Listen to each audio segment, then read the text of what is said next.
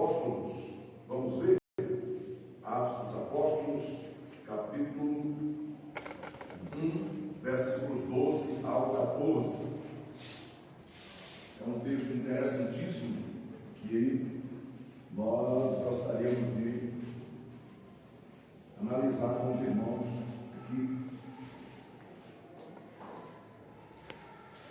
Capítulo 1, versículos 12 ao 14 de Atos dos Apóstolos. Vejamos como diz a palavra. Então voltaram para Jerusalém, do monte chamado das Oliveiras, o qual está perto de Jerusalém, à distância do caminho de um sábado. E entrando, subiram ao cenáculo, onde habitavam Pedro e Tiago, João e André, Filipe e Tomé, Bartolomeu e Mateus, Tiago, filho de Alfeu, Simão o Zelote e Judas, filho de Tiago.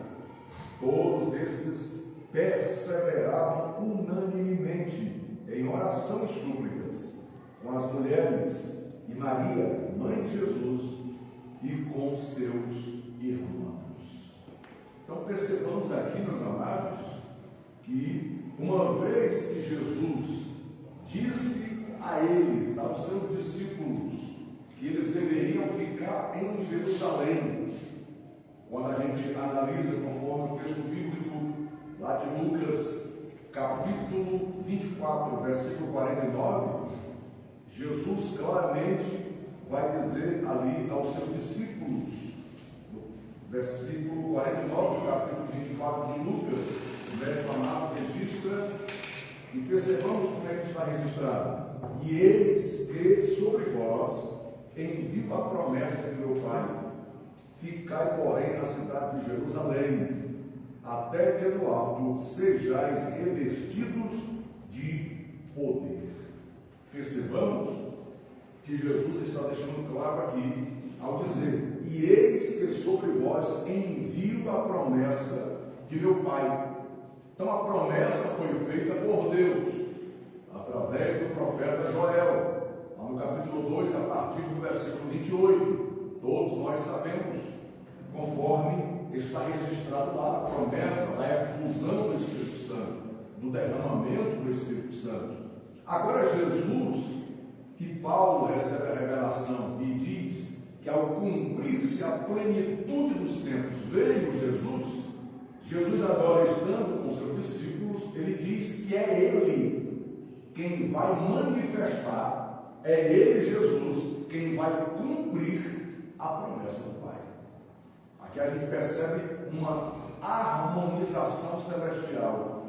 Deus promete, através do ministério profético de Joel. Jesus vem e Jesus está dizendo aos seus discípulos que enviará sobre os seus discípulos a promessa de seu Pai. Mas havia uma condição, e é aqui que eu quero meditar um pouquinho com os irmãos. Qual era a condição? Que eles ficassem na cidade de Jerusalém, até que do alto eles fossem revestidos de poder. É interessante observar a palavra de Deus, que sempre que Deus faz uma promessa a nós, ela é acompanhada por condicionais. Sempre que Deus nos faz alguma promessa, ela é acompanhada por uma condição. Primeiro, nós temos que fazer a nossa parte, estarmos alinhados com o céu, estarmos com a nossa comunhão em dia com Deus. Precisamos estar cumprindo, fazendo com excelência a nossa parte. E uma vez fazendo a nossa parte, Deus cumpre com a parte dele, que é exatamente aquilo que ele prometeu sobre nós. Então a gente percebe aqui, irmãos, que os discípulos, e naqueles dias a Bíblia vai nos deixar claro que já tinham cerca de 500 irmãos. Mas quando Jesus diz para que eles ficassem em Jerusalém até que do alto fossem revestidos de poder, o texto bíblico vai nos mostrar que apenas cerca de 120 irmãos ficam perseverantemente na cidade de Jerusalém, conforme Jesus havia dito, em orações e súplicas. nós observarmos isso, porque eles ficaram lá, mas eles não ficaram por ficar. Eles ficaram fazendo algo que hoje, inclusive, muitos já não querem fazer, que é aguardar em oração e súplica. Aqui a gente entende pelo texto bíblico que eles ficaram em Jerusalém aguardando de forma excelente, porque ficaram aguardando a promessa que Jesus disse que manifestaria sobre eles em orações e súplicas. Uma outra coisa que é importante mencionar, que o texto deixa claro, é que eles estavam ali perseverantes, unânimes, num só propósito, numa só fé, todos ali querendo a mesma coisa, que era exatamente o recebimento da promessa do Pai que Jesus disse que enviaria a eles. Eles esperavam o cumprimento da promessa feita por Jesus. Atos 2, capítulo 2, versículo 1, conforme a gente pode ler aqui. Vamos lá, Atos capítulo 2, versículo 1, como é que está escrito? Cumprindo-se o dia de Pentecostes, estavam todos reunidos no mesmo lugar. Obrigado, Moreno Pedro. Então percebamos aí, cumprindo-se o dia de Pentecostes, estavam todos reunidos no mesmo lugar. Ou seja, eles se esmeiraram em ficar ali, em perseverar ali, em não arredar o pé dali, porque eles ouviram muito bem de Jesus. Jesus disse que eles teriam que ficar na cidade de Jerusalém. Então eles estavam o quê? Em obediência.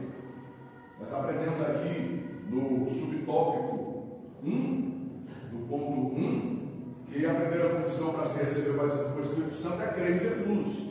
Mas a segunda condição é viver em obediência. Então eles que já haviam crido em Jesus estavam cumprindo exatamente conforme Jesus fala a eles.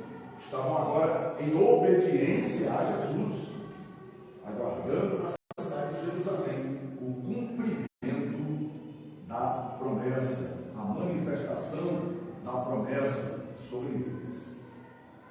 E de repente, o Espírito foi derramado sobre todos os que estavam reunidos e assentados na casa. Atos capítulo 2, versículos 1 e 2.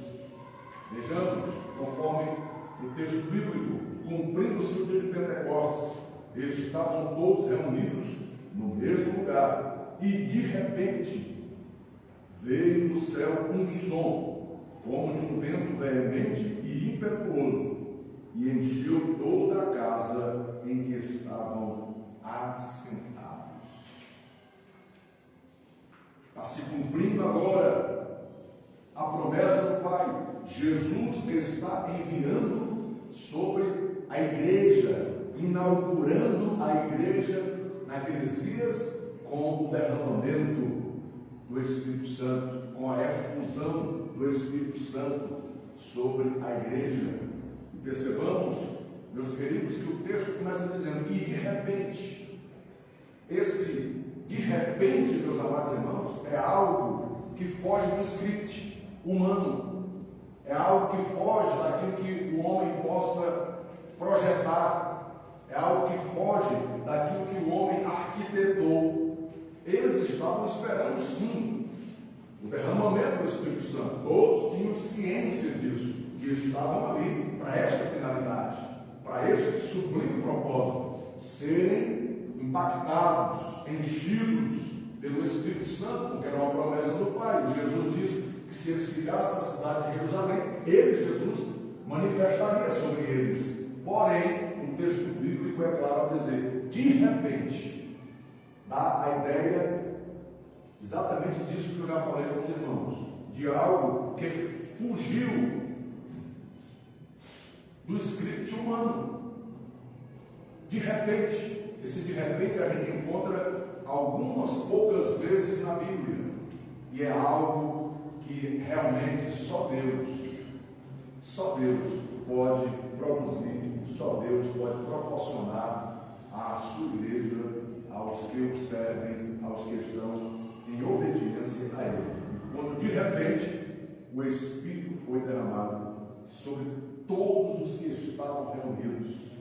E o texto bíblico vai para dizer, e assentados na casa.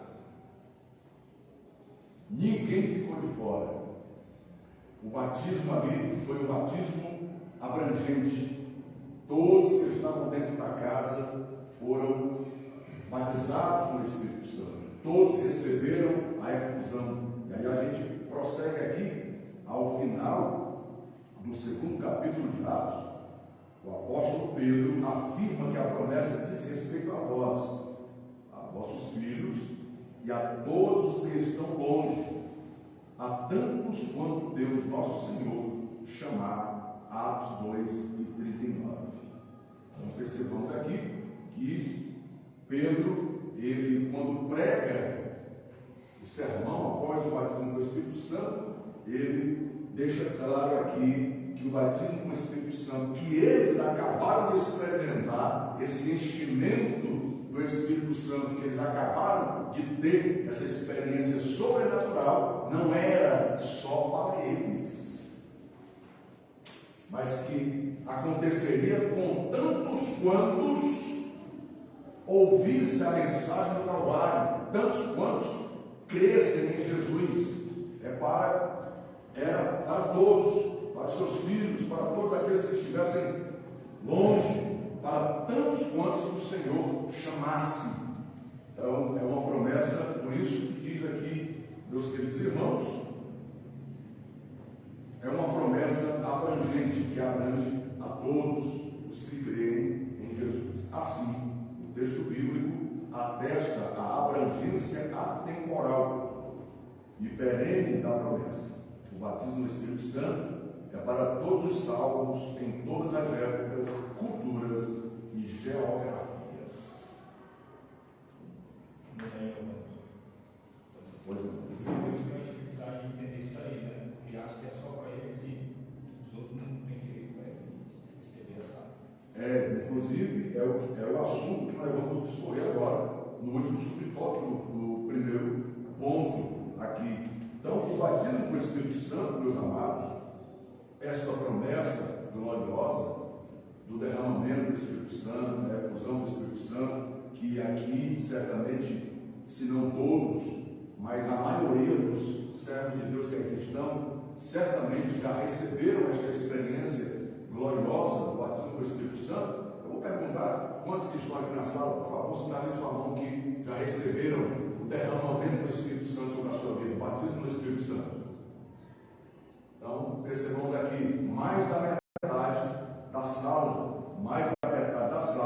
já recebeu esta experiência gloriosa do derramamento do Espírito Santo. Mas aqueles que ainda não receberam, não devem ficar tristes, porque o texto bíblico é claro, que o batismo do Espírito Santo, esta promessa gloriosa, é a todo aquele que crê.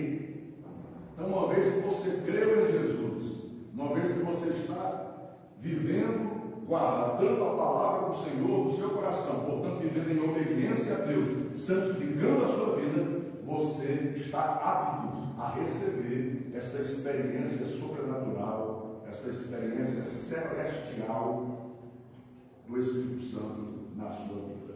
Então vamos aqui ver, meus amados, o último subponto, o engano dos cessacionistas.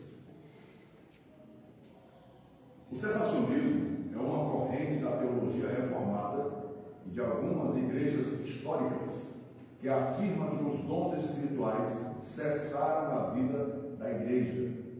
Os cessacionistas, meus irmãos, conforme de forma bem clara, já lemos aqui, são estes que fazem essa corrente teológica reformada, e eles, por não crerem na atualidade do batismo no Espírito Santo e nem na concessão, na atualidade da concessão dos dons espirituais, eles acabam batendo em nós da teologia bíblica pentecostal. Nós, da teologia bíblica pentecostal, que cremos na atualidade do batismo no Espírito Santo, que cremos na atualidade da concessão dos dons espirituais, nós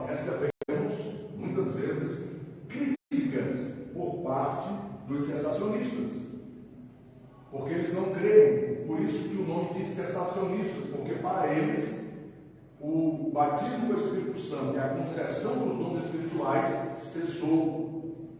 Não é mais uma realidade para os dias atuais. Aconteceu nos dias apostólicos, no entendimento deles. Os dias apostólicos, tudo bem, eles creem que de fato ocorreu, eles creem que de fato aconteceu o batismo do Espírito Santo, a concessão de dons espirituais, mas eles dizem que cessou, foi só para aquele tempo, foi só para os apóstolos. Mas a Bíblia, meus amados irmãos, nos mostra claramente. A Bíblia nos dá base, a Bíblia nos dá fundamentação para que nós vejamos de forma clara, ao estudarmos, entendermos que não cessaram nem o batismo do Espírito Santo nem a concessão dos dons espirituais. Haja vista que, como eu já perguntei aqui, e isso não é fruto da nossa mente pentecostal, o batismo do Espírito Santo de fato é uma realidade atual, a concessão dos dons espirituais de fato é também uma realidade atual, de modo que muitos de nós aqui, conforme eu já perguntei, já experienciamos. Nós já experienciamos. Irmão Daniel, esse sensacionista, eles veem as passagens biblicamente, a consequência, a continuação de alguns acontecimentos, como na casa de Cornélio, enfim.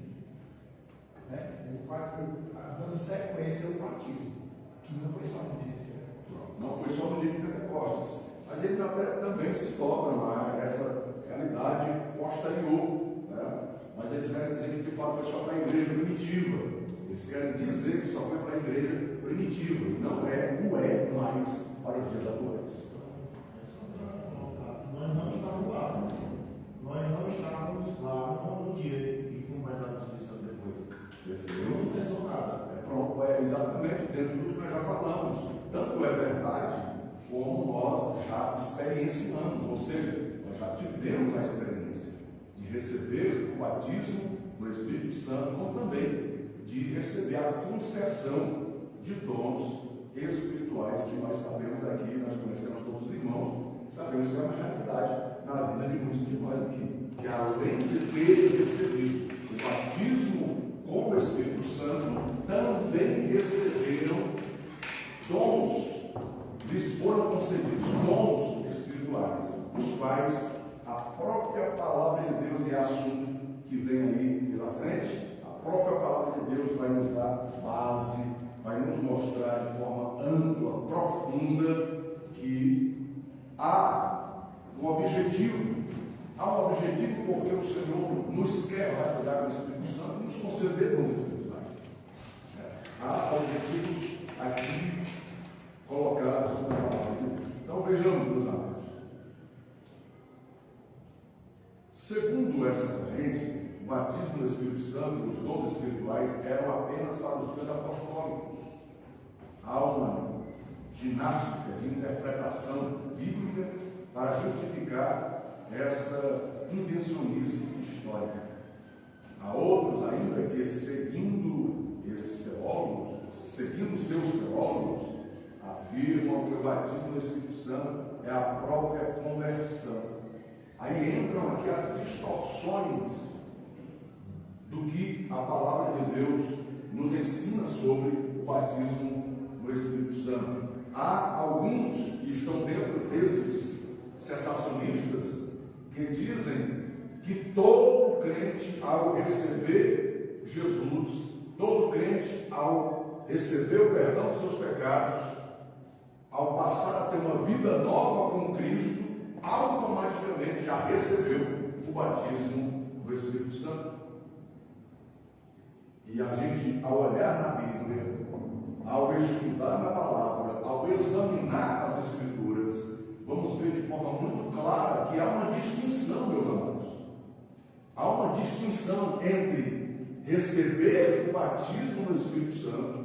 A gente vê isso lá no capítulo 20 do Evangelho de João, quando o próprio Senhor Jesus, depois de ter falado com os discípulos dele, que não os deixaria órfãos, voltaria para o Pai, mas rogaria ao Pai que enviasse a eles outro Consolador, Paracleto, além que Jesus está prometendo aos seus discípulos. Quando Jesus realmente volta, ele roga ao Pai, o Pai envia o outro Consolador, e biblicamente falando, conforme o capítulo 20, versículo 22, lá de João, o próprio Senhor Jesus fez questão de vir com o Espírito Santo, estando eles dentro de uma casa, conforme o texto bíblico. Jesus entra sem ninguém precisar abrir porta, porque já estava no corpo glorificado. Pai esteja convosco, e naquele momento ali diz o texto bíblico que ele assoprou sobre os discípulos o Espírito Santo. E aí, esse texto bíblico nos mostra claramente que há uma distinção do batismo do Espírito Santo. Ali foi Jesus inaugurar o Espírito Santo nos discípulos, porque até então eles não tinham o Espírito Santo dentro de si, porque o Consolador deles até aquele momento era o próprio Senhor Jesus. Por isso que Jesus disse que rogaria ao Pai que enviasse a eles outro Consolador, referindo-se ao Espírito Santo. Então ali não se trata do batismo no ou com o Espírito Santo. Ali se trata de Jesus conceder, Jesus dá aos discípulos, conforme ele havia prometido, o Espírito Santo.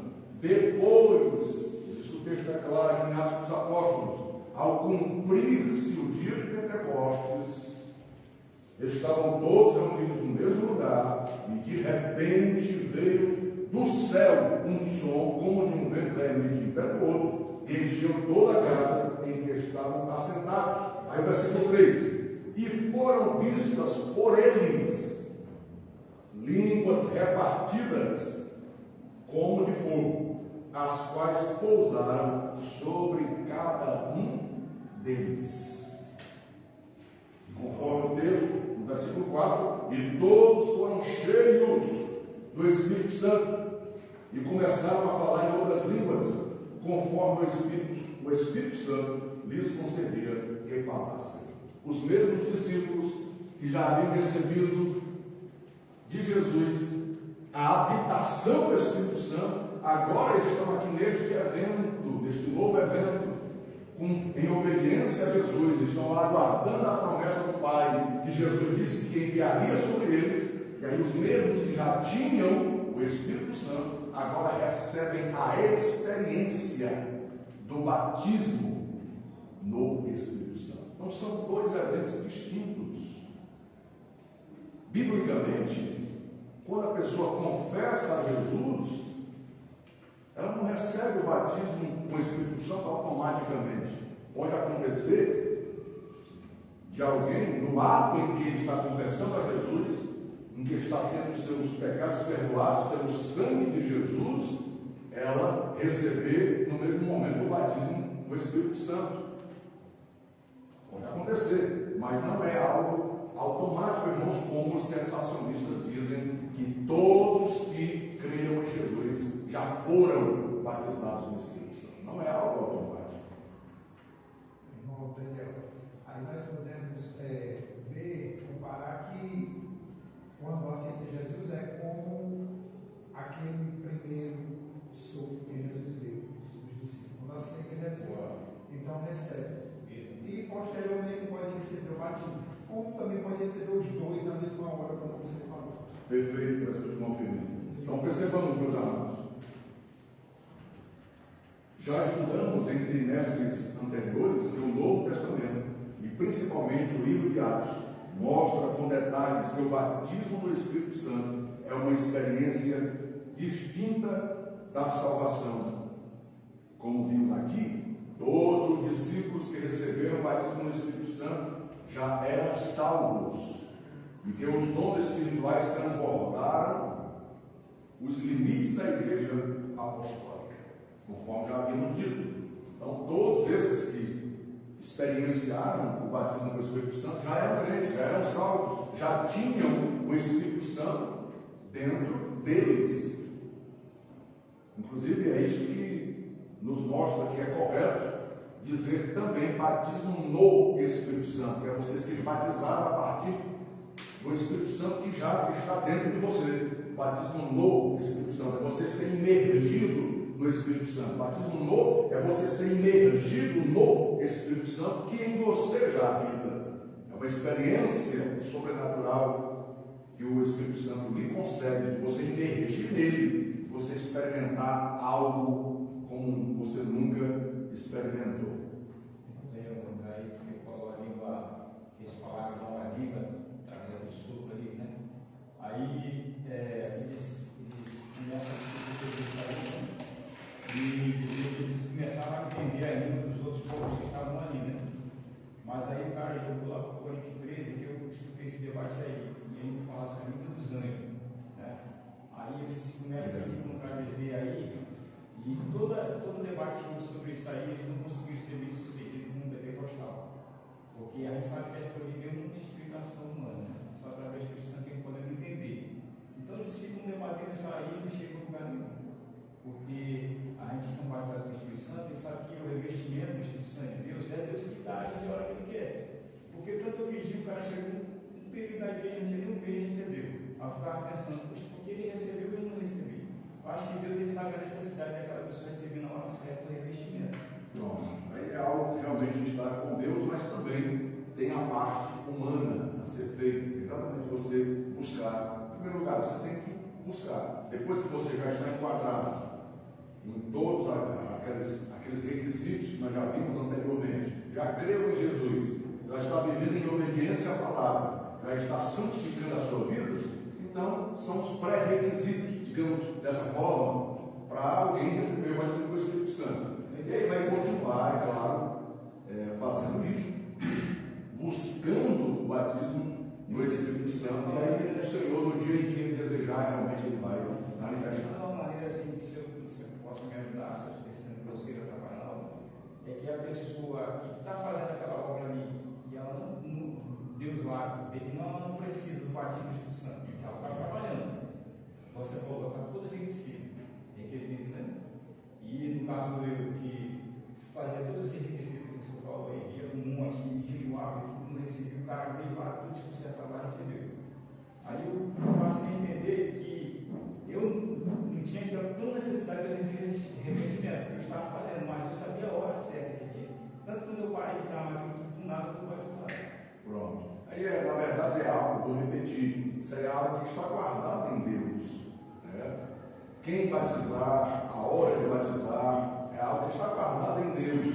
Pode ocorrer de alguém que estava fazendo, como o irmão acabou de colocar que estava fazendo, procurando obedecer a palavra, congregando, fazendo a obra, envolvido no meio, e ainda não havia recebido, e outros que chegaram depois e não estavam nem envolvidos, a exemplo do irmão, recebiam. Então é algo que está guardado em Deus. Não há assim uma resposta bíblica que a gente possa dizer, olha, é por isso, ou é por aquilo. Não há. E aí nós aprendemos uma coisa, e eu levo isso muito a sério, que aonde a Bíblia se cala, eu não devo ter voz.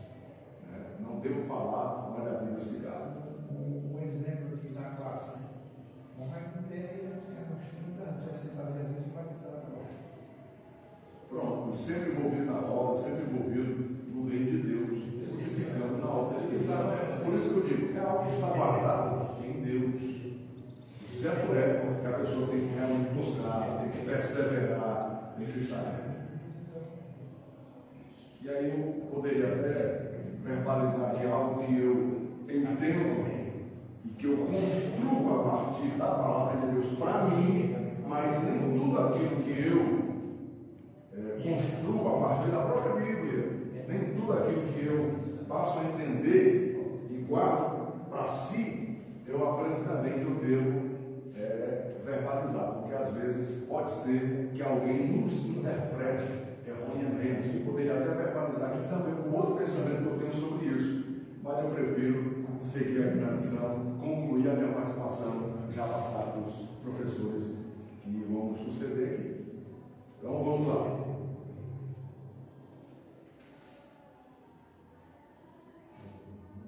Portanto, como pentecostais. Pronto, obrigado, irmão.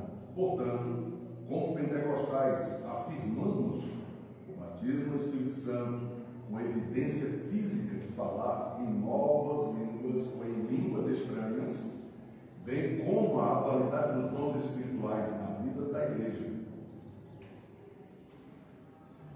Essa realidade espiritual perpassa todas as épocas, culturas e geografias em que haja um salvo em Cristo. Isso aqui perpassa, ou seja, ultrapassa, certo? Os tempos, os anos se passaram e essa realidade do batismo pelo Espírito Santo continua acontecendo na vida dos salvos. Então, meus amados, nós aprendemos pela palavra de Deus que a evidência, só para concluir aqui a minha participação, inicial de alguém que recebeu o batismo com o Espírito Santo é o falar em línguas estranhas. Não é aquelas línguas, ou não são aquelas línguas estranhas que tem aí um movimento aí, que inclusive tem lá suas reuniões para aprender a falar. Tem lá escrito como falar, tem lá, vão treinar, vão ensaiar como falar. Não é esse movimento aí. Esse movimento aí é um movimento estranho à palavra. É um movimento que está distorcido da Bíblia, está fora da palavra, quero dizer. Mas o falar em novas línguas é guardado para alguém que recebeu o batismo com o Espírito Santo. E esta é a evidência do batismo com o Espírito Santo. A evidência inicial, falar em línguas estranhas. Deus abençoe a cada um dos meus irmãos. Vamos aqui ao segundo ponto da nossa lição.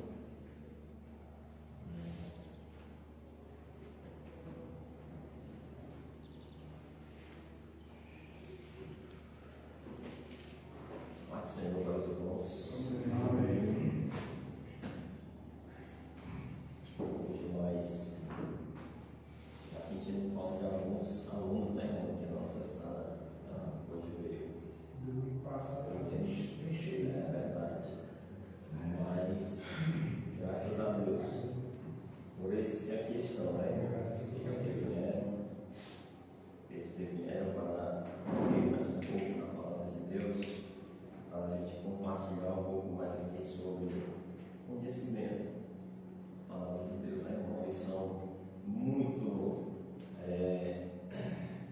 importante, imprescindível para cada um de nós, nos nossos dias que nós estamos vivendo, né? Porque, como já foi ensinado aqui pelo irmão Daniel,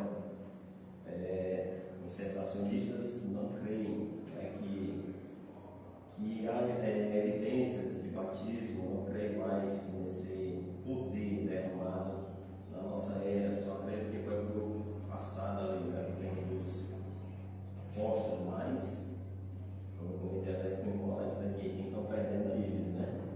Eles que estão perdendo de experimentar, né, esse poder, esse dinamismo na vida da igreja, que é o segundo ponto aqui que nós vamos estudar. É algo que nos torna mais dinâmico em fazer a obra do Senhor, não é algo que nos dá mais força, vigor, mais encorajamento para fazer a obra de Deus. Quando nós somos revertidos, com o batismo com o Espírito Santo, como já foi falado, quando mergulhamos aqui nas águas mais profundas do Espírito Santo de Deus, nós adquirimos mais esse poder, essa capacitação espiritual para fazer a obra do Senhor.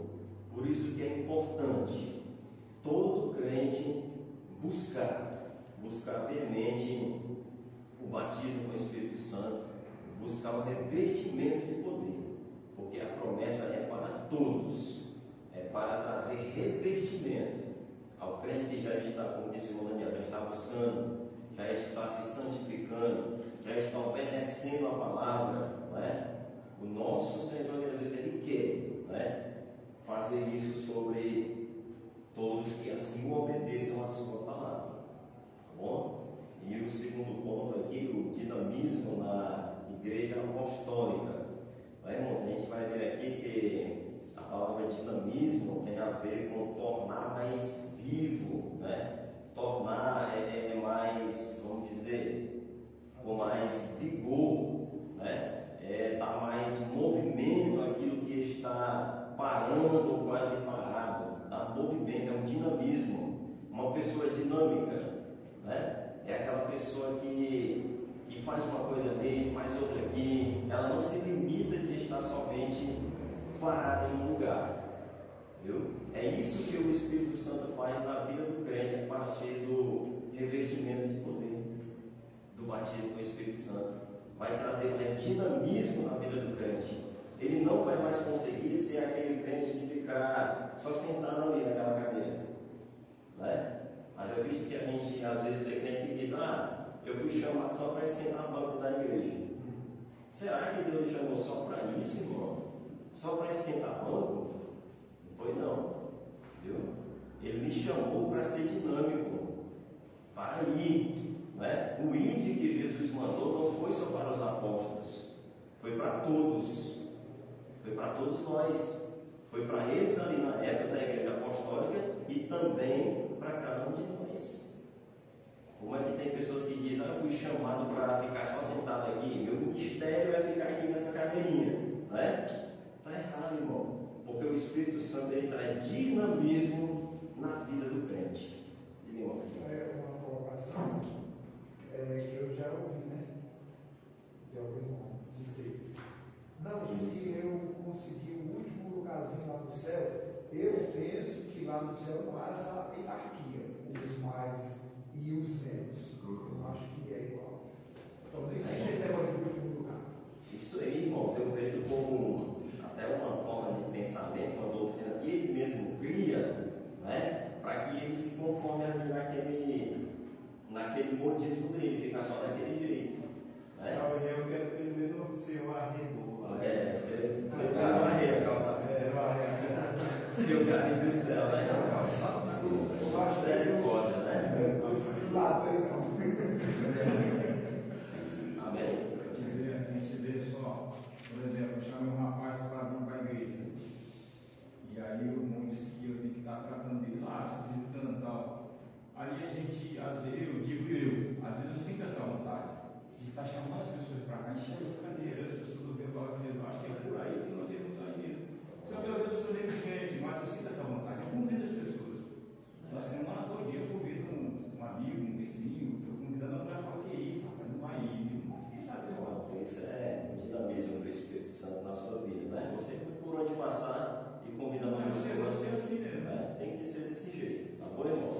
A gente vai ver aqui nesse primeiro ponto, o subtópico aqui do segundo ponto: a igreja nasce avivada. Do ponto de vista histórico, a igreja passou a existir no dia de Pentecostes. Isso ocorreu sob a atuação direta do Espírito Santo. A igreja nasceu avivada, assim como o tabernáculo foi consagrado pela descida da glória divina. A igreja foi consagrada pela descida do Espírito Santo, lá de Atos capítulo 2. Portanto, ali no dia de Pentecostes, o Senhor da igreja iniciou o maior avivamento da história humana.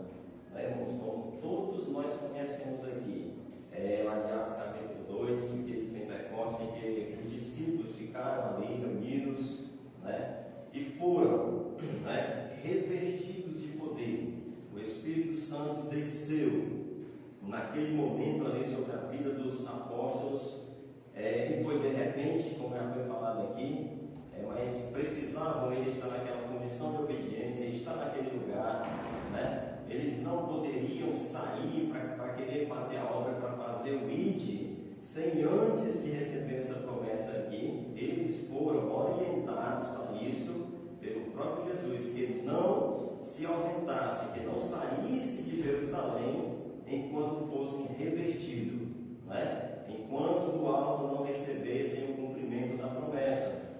E a gente vê que esse daqui, ele foi o maior avivamento da história humana. E a partir desse momento a igreja se tornou mais dinâmica, né? Passou a evangelizar, a espalhar o reino de Deus, o reino dos céus, pregar o evangelho, as boas novas.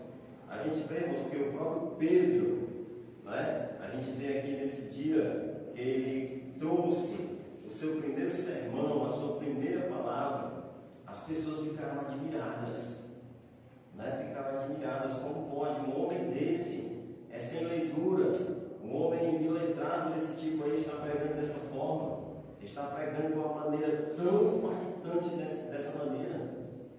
E a gente vê que no primeiro sermão de Pedro, a Bíblia diz que cerca de quase 3.000 almas se converteram a Deus, entregaram sua vida para Jesus. Mas através de quê, irmão? Do poder do Espírito Santo na vida do crente. Não era palavra apenas de sabedoria humana, não era palavras que Pedro estava somente falando ali de sabedoria dele mesmo, né? Porque era um homem que não tinha bastante conhecimento, um homem letrado, como diz a Bíblia. E a gente vê que quando traz essa palavra aqui, após o revestimento de poder, a palavra faz efeito na vida daqueles que estão ouvindo. É por isso que eu digo, irmão, quando um crente ele vai trazer uma palavra, quando ele vai pregar, quando ele é convocado para trazer a palavra, para pregar a palavra de Deus, a importância da oração na vida dele, a importância da comunhão dele com Deus para aquele momento da palavra. Porque se ele for trazer palavras apenas de conhecimento dele, de sabedoria humana dele, irmão, aquela palavra que ele for pregar só vai chegar até os ouvidos do ouvinte e não vai fazer muito efeito não. Mas quando ele tem, né, uma vida em comunhão com Deus, em obediência com Deus, uma vida avivada através do Espírito Santo, aquela palavra não só chega no ouvido, mas ela desce também para o coração, para fazer efeito, para transformar aquela pessoa que está ouvindo aquela palavra. Porque um crente, quando tem comunhão com Deus, né, quando tem uma vida íntima com Deus, quando tem compromisso com Deus, Deus também tem com ele. Quando aquelas pessoas ouvem aquela palavra pregada, aquela palavra vai fazer efeito, porque o Espírito Santo tem compromisso de trazer mudança na vida daquelas pessoas que estão ouvindo aquele sermão, ouvindo aquela palavra. Isso é o dinamismo na vida do crente que o Espírito Santo traz. A gente vê que depois aqui do sermão, né, que foram quase 3.000 almas que entregaram sua vida para Deus, a gente vê que depois acontece uma cura, né? Quando Pedro e João estão chegando ali no pátio daquele tempo, tem um homem aleijado, um homem deficiente, com cerca de 40 anos de idade, estava ali já pedindo esmola, né? Que todos os irmãos conhecem a história, que ele pede ali uma esmola para Pedro, e ele vai dizer que não tem prata e nem ouro, mas o que eu tenho eu te dou. O que é que Pedro tinha ali naquele momento? O poder do Espírito Santo na vida dele, que ele tinha acabado de receber, né? E naquele momento ali, aquele paralítico curado, ele é levantado ali, sai saltando. E a gente vê que após esse momento, Pedro vai pregar outro sermão. Ele traz outra palavra ali. E mais quantas almas se entrega a Cristo? 5.000 almas. Já dá o que, irmão? 8.000. Olha aí, a multiplicação através do poder do Espírito Santo na vida do crente, na vida do homem, né? Mensagem revertida de poder e de autoridade de Deus. É por isso, irmão, que o Espírito Santo, quando nos reverte com esse poder, é para dar movimento. É para dar movimento espiritual. Se você não tinha coragem de pregar o Evangelho, a partir desse momento, o Espírito Santo lhe dá coragem, lhe dá entendimento, para entender as Escrituras, para iluminar sua mente, para entender. Quando você for falar, você for pregar, né? Você falar palavras ali que muitas vezes você vai dizer, mas como é que eu falei isso ali? Como é que eu consegui pregar para esse homem aqui? Se nem eu mesmo estava confiante ali no que ia dizer para essa pessoa e tudo, e o Espírito Santo na hora lhe dá palavras, ilumina a sua mente e você consegue pregar para pessoas mais simples, para pessoas também com bastante conhecimento. É o Espírito Santo que lhe dá essa sabedoria naquele momento, né? Por isso que a gente não precisa se acovardar, não precisa ficar com medo de pregar o Evangelho, né? Só se dedica que busque essa presença, busque obedecer a palavra, vida de santidade, lendo as Escrituras. Na hora certa, quando você for falar do Evangelho, o Espírito Santo vai lhe auxiliar, vai lhe dar palavras. Você falou então obediência, Marcos 8,35 diz que adianta o homem ganhar o mundo todo e perder sua alma? Quer dizer, sem obediência não adianta, ele não vai no céu. Ele pode até, a mensagem dele ser muito boa, mas tem que ter, né? Tem que ter a obediência. A obediência é um ponto fundamental aí, né? Para que você experimente as bênçãos do Senhor, né? É a obediência, porque nós, até como pais, irmão, nós temos um exemplo muito grande. Um filho desobediente só traz tristeza, né? Para a vida do pai. É algo mesmo terrível. Às vezes a gente até vê, né? Um filho assim, desobediente, ali desonrando o pai, tá falando o que quer tudo. É terrível, é horrível. Eu acho que o pai não se agrada, não é, irmão? Do mesmo jeito também é com Deus. Ele se agrada naquele que obedece, né? Naquele que se esforça, que tenta andar ali direitinho, né? Conforme o que ele deixou para cada um de nós. Né, irmãos? A gente vê que essa parte do dinamismo aqui começou aqui em Atos no capítulo 2. E depois, irmãos, se a gente for ler toda a carta aqui de Atos, o livro aqui, a gente vai ver todo aquele movimento, né, do Espírito Santo aqui na vida dos apóstolos. Né? É a carta aqui, Atos dos Apóstolos, a gente vê Atos do próprio Espírito Santo na vida do homem. A gente vê um grande avivamento ali também em Éfeso, né? Quando aquelas pessoas não conheciam o batismo do Espírito Santo. Paulo chega lá e pergunta se eles conheciam o batismo do Espírito Santo. Eles não, a gente nunca nem ouviu falar. A gente nunca ouviu falar disso. Eles eram batizados somente com o batismo de João. A gente vai ver que a partir daquele momento, Paulo impõe as mãos sobre eles ali e eles recebem o batismo com o Espírito Santo. E aquele lugar passou a ser diferenciado a partir daquele momento. A cidade de Éfeso. Após chegar aquele revestimento do Espírito Santo na vida daqueles crentes que antes não conheciam, né? Que antes ficavam ali, eram crentes, né? Eram salvos em Cristo, como já foi até falado aqui, mas não tinha aquele dinamismo, aquela força, aquela explosão espiritual que o crente tem que ter após o batismo do Espírito Santo.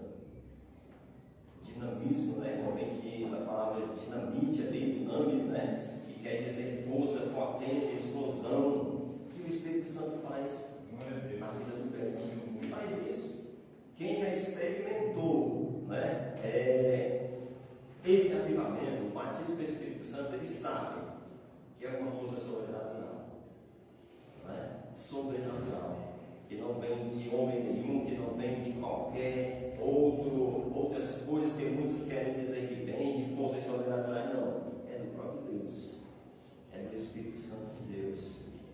Já visto aqui, como já foi relatado aqui também pelo irmão Daniel, tem muitas pessoas querendo imitar, né? Imitar, falar em línguas, como tem até uma renovação carismática, né? Eles falam, irmão. Eles falam. Dia desse eu estava ali na casa de um irmão, ali na Massa Redonda. Aí chegou um rapaz, né, que ele estava ali conversando com o irmão também. Aí ele estava falando da Bíblia, falando de versículos bíblicos, falando de passagens bíblicas. Eu perguntei se congregava com a igreja. Ele falou: não, eu sou da igreja católica, da renovação carismática. Ele sabe. Aí eu fui conversando com ele, né, sobre o assunto e tal. É difícil pregar para esse tipo de gente, porque eles vêm dizendo que acreditam em tudo aqui e que já são batizados no Espírito Santo, que creem no mesmo jeito, não é? de um crente igual nós aqui. Só que eles continuam lá, na idolatria, com a imagem da escultura, não é? Só que, irmãos, é algo complicado, porque se a gente vai orar lá também, eles estão junto orando. Eles vão orar junto com a gente. Eles falam em língua, irmão. Cara. Eles falam, só que falam como quer, que a gente não sente. A gente não sente aquele, vamos dizer, aquele poder saindo deles ali. A gente não consegue sentir aquela autoridade do Espírito Santo, aquela presença. A gente não consegue, porque eu vi lá, eu desse rapaz, cara só de bermuda ali, de qualquer jeito, tudo. Isso não quer dizer, né?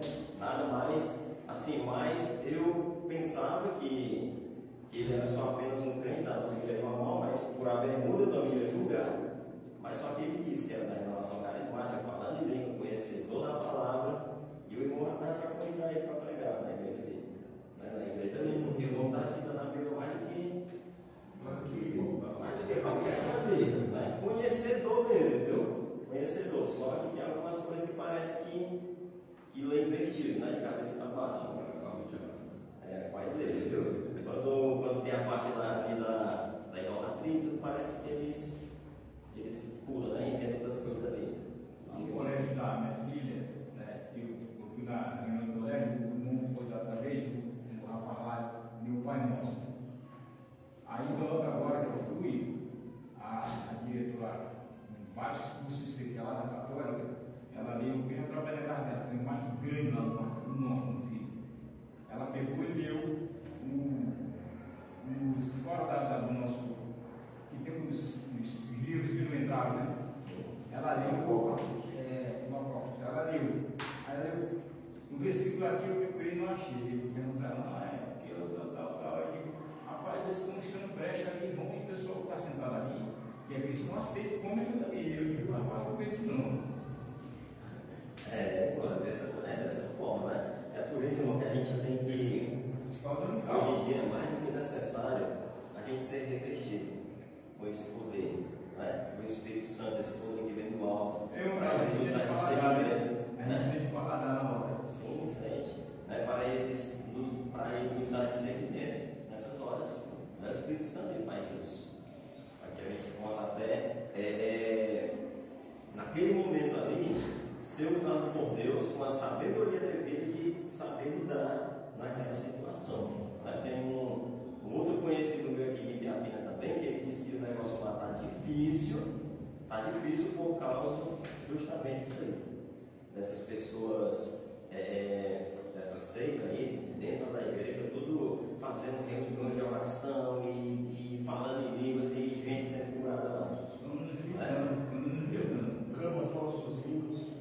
Diga lá, depois vamos. Essas reuniões que eles fazem culto nas casas, né? Como eu falou, eles cantam os nossos hinos, ora pelas pessoas também, do mesmo jeito que a gente faz. Eles fazem o mesmo ritual que a igreja faz. Isso é culto também, não é mais. Ele já falou que é culto, né? Isso é uma separação.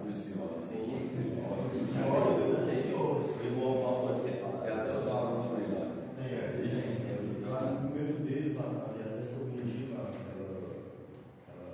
simbólica do estilo ali, né, também é aproveitado nesse mesmo tipo de movimento aí, né, da renovação. Inclusive, antes de vir para aceitar Jesus, eu e todas as pessoas participei desse movimento, da renovação carismática. Estava em católico, ainda jovem, cheguei a conhecer esse movimento lá. Eu tive que no Ceará, a base é um chamado Shalom, né? Acho que é Shalom aqui, a grande, né? Lá fora, Canção Nova, né?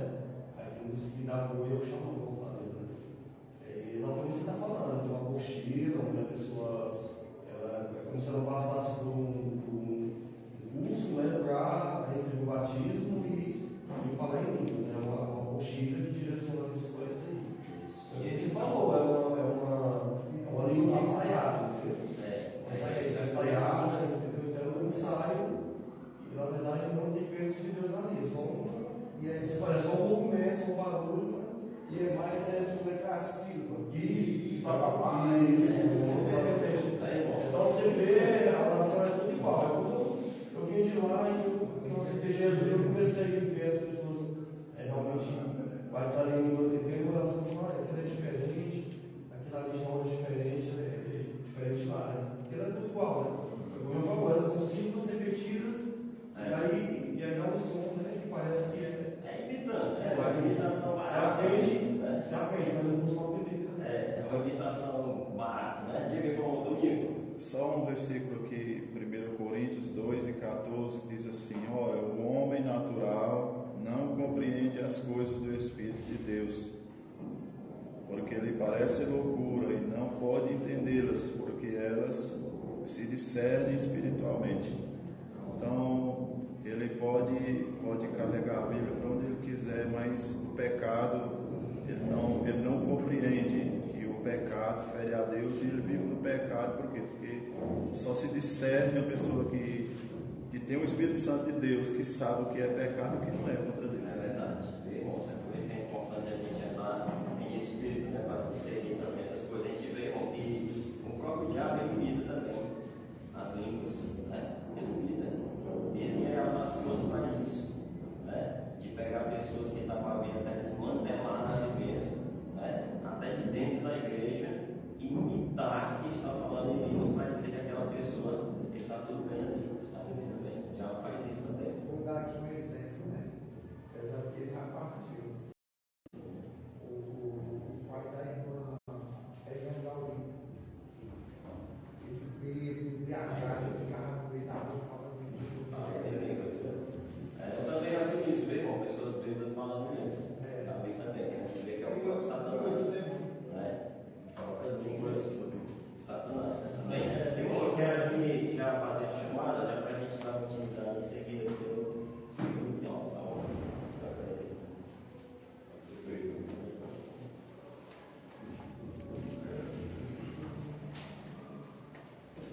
Lembrando aos irmãos que a aula está sendo transmitida ao vivo para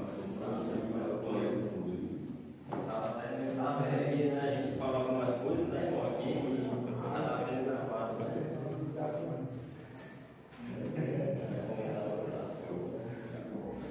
Irmão Alex. Um amigo de França, um amigo aqui. Montanhos, que Oliveira. Quem é Montanhos? É eu, Tony Alves Oliveira. Oliveira, tá certo. Domingos da Oliveira. E Antônio Alves Pereira. Estou em perna forte, cadê o guardado? Com Fernando. Ele está aposentado também. Divino. Com Daniel Nome. Com Nardão. Com Chacatinho. Presente.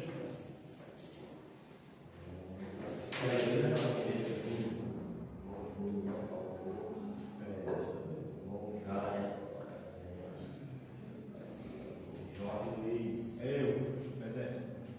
Cláudio também faltou. Bom, Hamilton do Nascimento Silva. José Ismar. Mano Bem. Bom, Raimundo Bernardo. Bom, Raimundo Passos de Souza. Presente. Bom,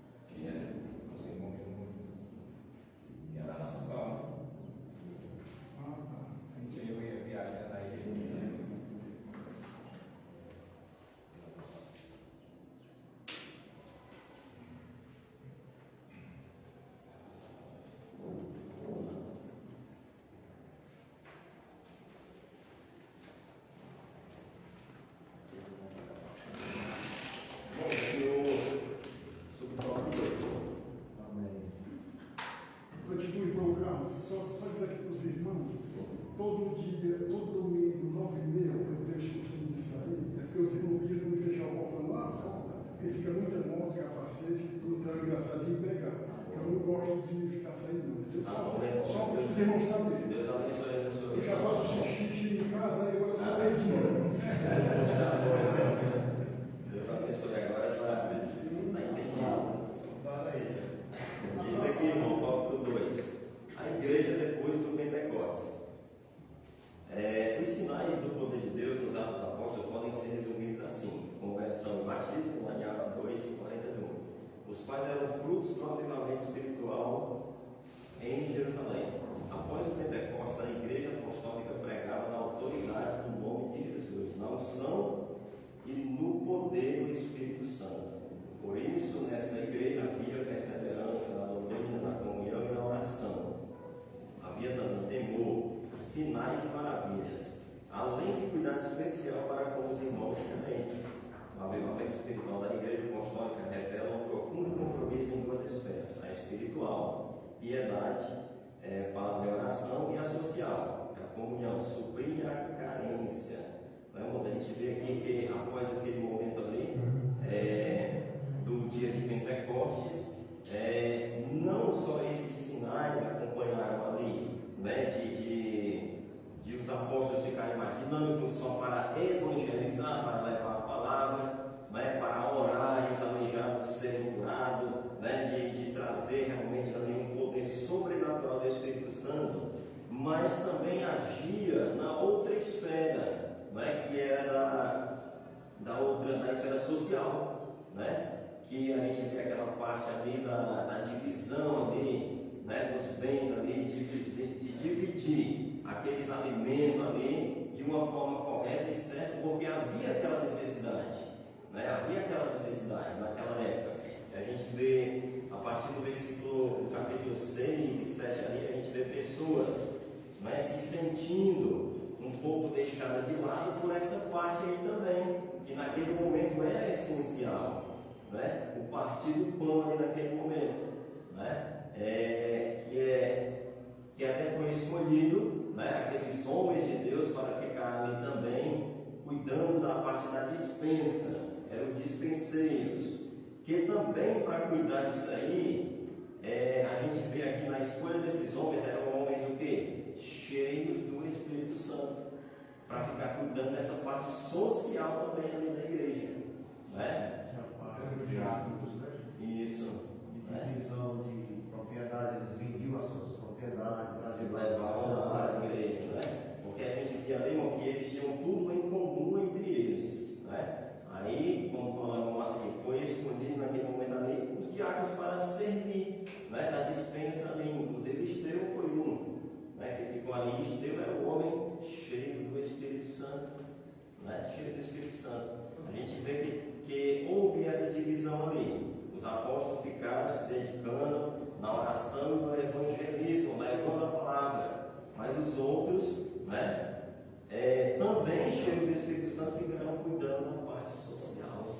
Porque a igreja, ela abrange esse lado também. Ela lida com pessoas, né, não só na área espiritual, mas também na social, né? É por isso que a gente vê que a nossa igreja também cuida dessa parte e que também tem pessoas para ficar nesse cuidado, né? Graças a Deus que a gente não vê tanto nessas áreas da igreja, né? Tem casos, tem, né? Claro, isso ninguém vai negar, mas não é aquela forma de generalizar. Tem muitos pobres que querem ser ajudando toda hora, né? Porque nessa época realmente tinha, porque não tinha benefício nenhum do governo. Não existia. Ficavam ali nos Não existia não benefício do governo, nem aposentadoria nem Bolsa Família. Isso. Já que hoje existe, já minimizou um pouco, né? Com certeza, né? Aí a gente vê, irmãos, que após a igreja naquele momento ali, movida pelo Espírito Santo, Deus, sabendo de todas as necessidades e a carência do povo naquele momento ali, Ele fez isso. O próprio Deus orientou para isso, para que fosse, né, feito ali de uma forma igualitária naquele momento. Porque a gente vê que uns se sentiam mais prejudicados, se sentiam deixados de lado, porque não viam o amparo dessa parte social. Né? Aí o próprio Espírito Santo ali orientando aquelas pessoas, né? Eles fizeram conforme a palavra. E vale ressaltar, meus irmãos, dentro desse assunto que o diácono Carlos está relacionando com o conteúdo da lição, que o Evangelho bíblico é o Evangelho integral. O Evangelho integral é exatamente esse, que não visa alcançar só a alma e o espírito do homem, mas também assiste o físico. Jesus nos dá um exemplo sobre isso quando estava pregando, por exemplo, para cerca de 5.000 homens, fora mulheres e crianças. Quando os discípulos detectaram que o povo estava com fome, o próprio Senhor Jesus, ele pediu para que eles alimentassem o povo, e ali multiplicando os pães e peixes, ele não alimentou só os discípulos, ele alimentou a multidão que ele ouviu, nos dando aqui um exemplo de que nós não devemos assistir, enquanto pregamos o Evangelho, somente os domésticos da fé. A Bíblia diz, primeiro os domésticos da fé. Mas devemos também levar essa assistência, que também é pregação do Evangelho, aos que ainda não conhecem a verdade, que ainda não vieram para acreditar. Isso está aqui na Bíblia. Você pode abrir o capítulo 6 aí, irmão, só para a gente acompanhar aqui, como está dizendo a palavra do Senhor.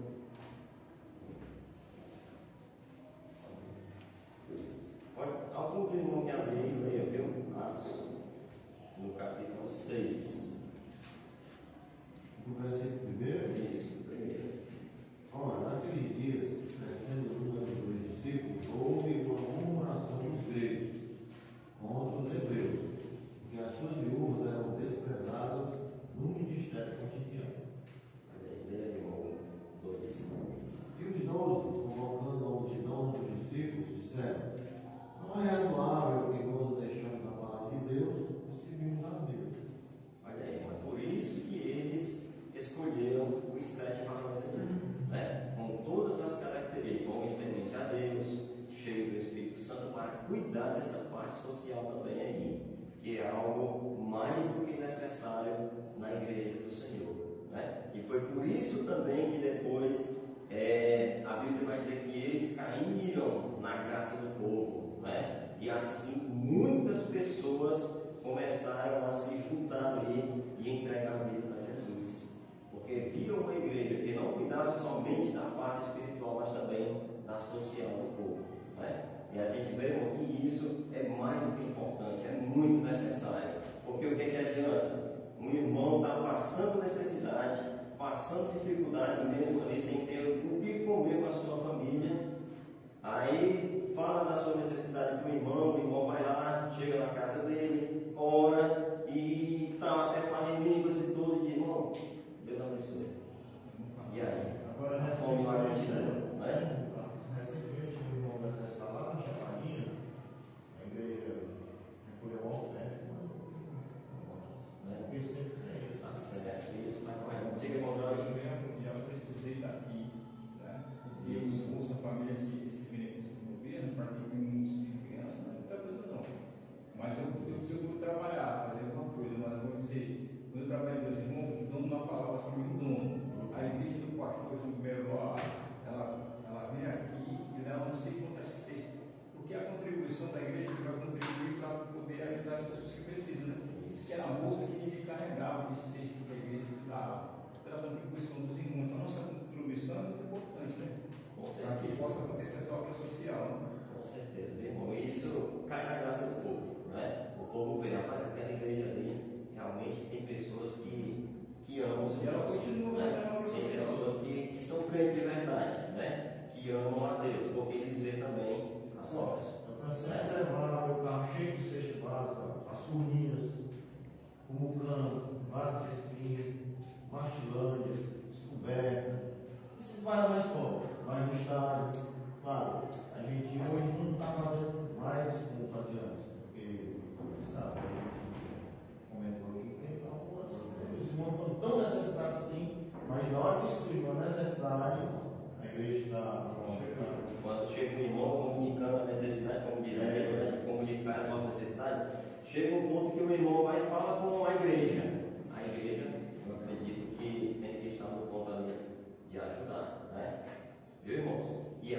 a importância do crente revestido de poder, cheio do Espírito Santo. Ele vai ajudar o outro não só na oração, mas também na parte social também, porque assim manda a palavra do O Senhor. irmão Tarcísio, que é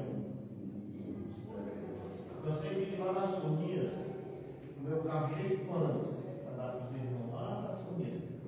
Não, não dava todo mundo, não era história, os crentanos, os impérios também. E lá era assim, tipo uma aldeia, né?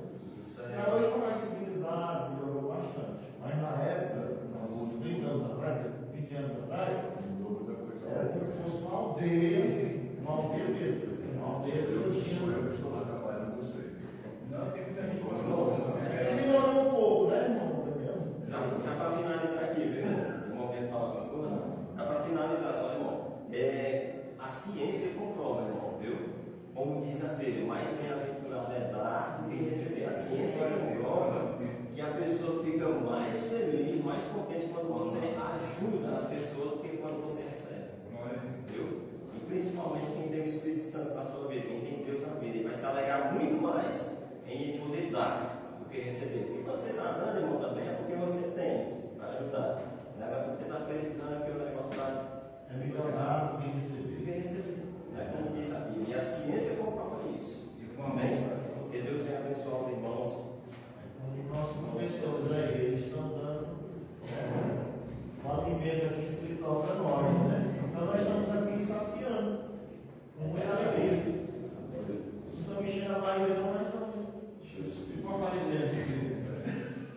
Meus amados, a paz do Senhor. Também quero expressar a alegria do meu coração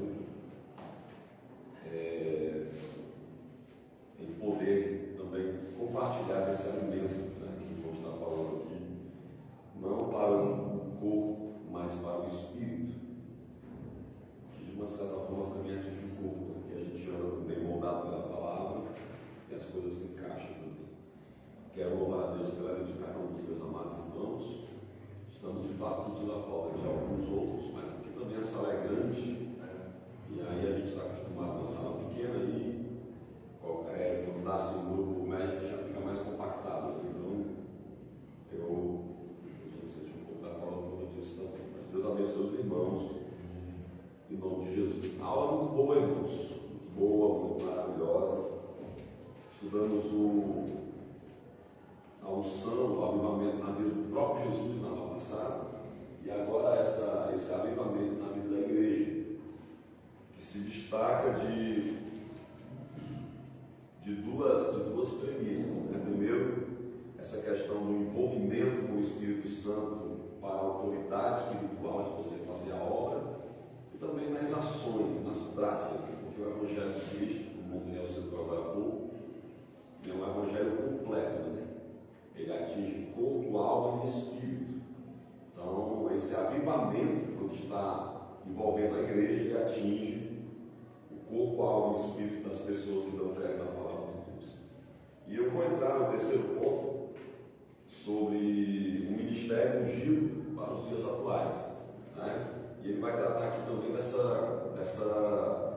desse dinamismo, né? Desse poder que o irmão Carlos citou, que o irmão Daniel citou também, do batismo com o Espírito Santo. E eu estava me lembrando que essa necessidade dessa capacitação, desse revestimento de poder dado pelo Espírito Santo quando transborda em nossas vidas, porque nós temos o Espírito Santo, né?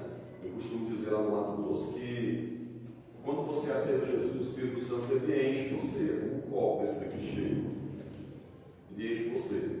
Mas quando enche, você é atingido por essa unção, por esse poder, você se sacia porque você está cheio. E como tem água dentro, quem se encosta perto de você também pode se saciar, porque tem água dentro de você. Por isso que um irmão que não é batizado pelo Espírito Santo, ele também tem água, tem palavra, tem algo para dar às pessoas, ele tem que evangelizar também. Porque ele é um copo, que ele bebe, e quem chegar perto e baixar a cabeça assim também consegue beber. Agora, um crente batizado pelo Espírito Santo começa a água transbordando. Aí ele já tem, e aonde ele encosta, ele já está falando de Jesus, ele já está mais esperto, ele está mais animado por conta disso, porque ele tem transbordando. Então, quem aceita Jesus como Salvador, ele tem a água, ele se sacia e ele sacia outras pessoas com quem tem água dele. Agora, o batizado com o Espírito Santo é quem transborda, é aquele que realmente sai por vontade. O exemplo, estamos lembrando agora do texto de João capítulo 18, versículo 17. João 18, 17, uma criada cala a boquinha de Pedro. Uma criada, gente. Vai tu andar com ele, tu tem um jeito vai dele. Não, eu não sei nem o que é. João 8, 17. Mas em árabe, isso é assim, aí em João 8, em Atos 4 e 5, ali não é mais uma criada, você vê as autoridades, está no texto, Atos 4 e 5. As autoridades se juntaram, juntamente com o Sinédrio e tal. E aí, como é que fica o negócio? Mas eu não posso me calar. Eu não posso me calar diante do poder de Deus, do Evangelho de Cristo. Eles ficaram tentando encontrar uma maneira de calar Pedro, mas eu não vou me calar. Você vê que Atos 4 tinha acontecido Atos 2, que é o batismo, a efusão do Espírito Santo. Então perceba que essa capacitação espiritual não esqueça, é como exemplo do copo d'água. Quando você aceita Jesus, você tem água. Você prega sem encostar, né? Você bebe se chegar perto. Mas geralmente você não tem aquele desejo de sair dando muita água, por quê? Porque está cheio. De repente você dá demais e fica sem, né?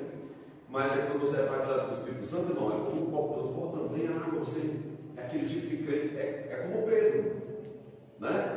Que está ali, depois as autoridades não conseguem mais calar. Então essa capacitação é importante, é necessária, mesmo que, infelizmente, os nossos irmãos sensacionalistas não acreditem. Irmão Carlos falou algo interessante, é como uma mesa preparada com todo o banquete que eles olham, mas não, eu não acredito que isso aqui é minha barriga. Fazer o quê, né? Não acredito, fica sem comer, nós comemos, né, amigo? Você comeu recentemente, achou bom, né?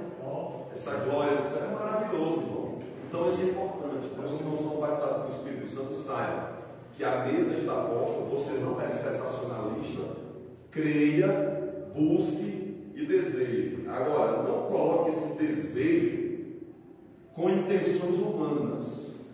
Não estou dizendo que o irmão que passou muito tempo buscando, que o irmão tinha intenções humanas, mas Deus conhece o coração do homem. Quando a sua intenção está totalmente em Deus, no tempo certo, ele vai lhe batizar porque a mesa está posta. Não faça como os nossos irmãos sensacionalistas. Tem a mesa, tudo preparado, mas ele não acredita que aquele alimento enche uma vida. Isso é importante entender esses pequenos detalhes. Eu entro no meu ponto, que é dentro dessa perspectiva também. O ministério ungido para os dias atuais é necessário. Por isso que eu estou falando desses dois textos. Você tem o exemplo de João 18 e o exemplo de Atos 4. Um que uma criada cala uma pessoa, a mesma pessoa, e a outra que as autoridades não conseguem pegar. Ele está totalmente cheio. E você vê que João 4, Atos 4 acontece depois do Atos 2, que a gente está também explicando para nós. Então, depois que eles viram também a aleijada sendo curada. O homem daqueles que ele conhecia, eles conheciam Pedro, como vai estar. Pedro diz que conta da ilusão e ó Deus. exatamente. Versículo de número 17, esse texto. Não são do Espírito Santo. Veja bom, o ministério ungido para os dias atuais. Perceba que na aula passada nós explicamos que ministério ungido é alguém guiado pelo Espírito, que anda conduzido pela presença do Espírito Santo, certo? Não é só também a questão de falar em línguas, porque também tem gente que acha, não, falei em línguas, agora eu posso ficar à vontade. Não é bem assim que funciona, né? Porque tem muita gente que fala em línguas e tem umas complicações aí que só Jesus na causa, né? Lembre-se que existem 3 fontes procedentes de língua. A língua dos homens, que é formada pela mentalidade da cabeça do ser humano, que pode ser que seja essa língua aí também dos carismáticos. Tem a língua dos demônios. Demônio fala língua também. Você sabia disso, irmão? Demônio fala língua também. E uma língua é tão estranha que o cara fica assustado. Exatamente. E tem a língua procedente do céu, a língua dos anjos, que o Espírito Santo gera em cada um de nós. Então, vamos ter cuidado também com isso, para não achar que, pelo fato agora de ser batizado, tem gente que quando é batizado, entre aspas, né, com o Espírito Santo fica pior. Aí eu pergunto a você, será que você é batismo com o Espírito Santo de verdade? Eu não acredito. O batismo com o Espírito Santo é como um copo d'água transbordando. Você vê um camarada diferente, com mais ações, com mais atitudes, com mais dinamismo, com mais autoridade de Deus e disposição para fazer a obra do Senhor. Para mim, esse é o batismo genuíno. Essa característica, né, da pessoa falar em línguas, ele é batizado no momento que o culto do Evangelho fala em línguas, né? Tem que ter alguém para interpretar, discernir se realmente aquela língua é de Deus ou não. Isso. Tem gente que fala essa. Já aconteceu numa congregação no início do nosso ministério, uma irmã nova convertida, nós estávamos numa reunião de oração, inclusive era uma oração que nós fazemos até 1 hora da manhã, 2 horas da manhã, e nesse período a irmã começou a falar em línguas. Só que era uma língua muito estranha. Não era estranha, era uma língua esquisita. É diferente de línguas estranhas. Uma língua esquisita. Aí o Espírito Santo me deu graça, eu levantei onde estava a irmã e pus as mãos sobre ela e repreendi. A irmã se calou realmente e disse. E não falou mais. Tempos depois, ela foi realmente batizada com o Espírito Santo. De verdade. Mas até então eu acredito que era a cabeça dela e que sabe aproveitando de alguma forma. Então isso é muito importante entender esse detalhe. Então veja só, o ministério ungido para os dias atuais. Primeiro ele fala na unção do Espírito Santo. O ministério ungido na unção do Espírito Santo.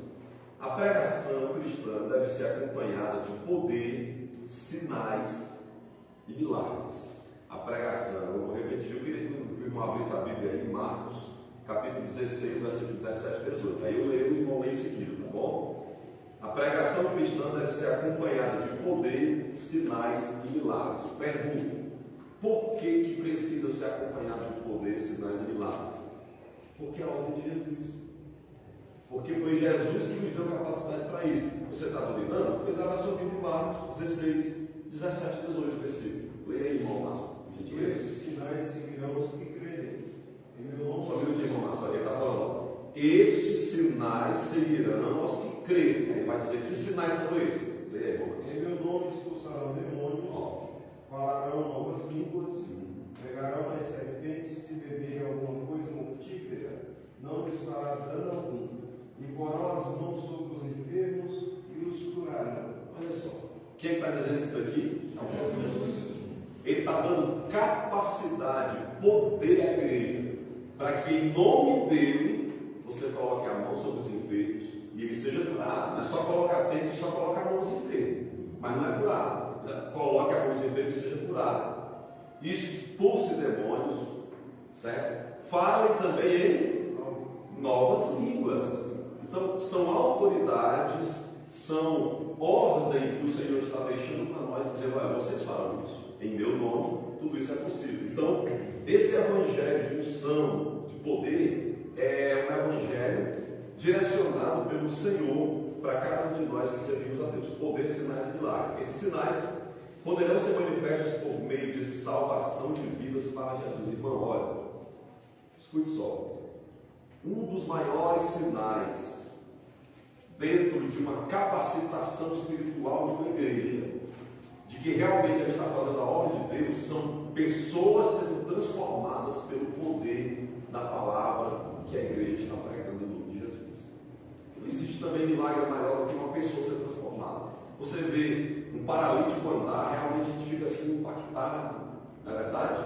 Mas, irmão, você vê um camarada cheio de incredulidade, um cara mesmo, como diz aí os mais antigos, um carga torta, sendo realmente transformado pelo poder do Evangelho.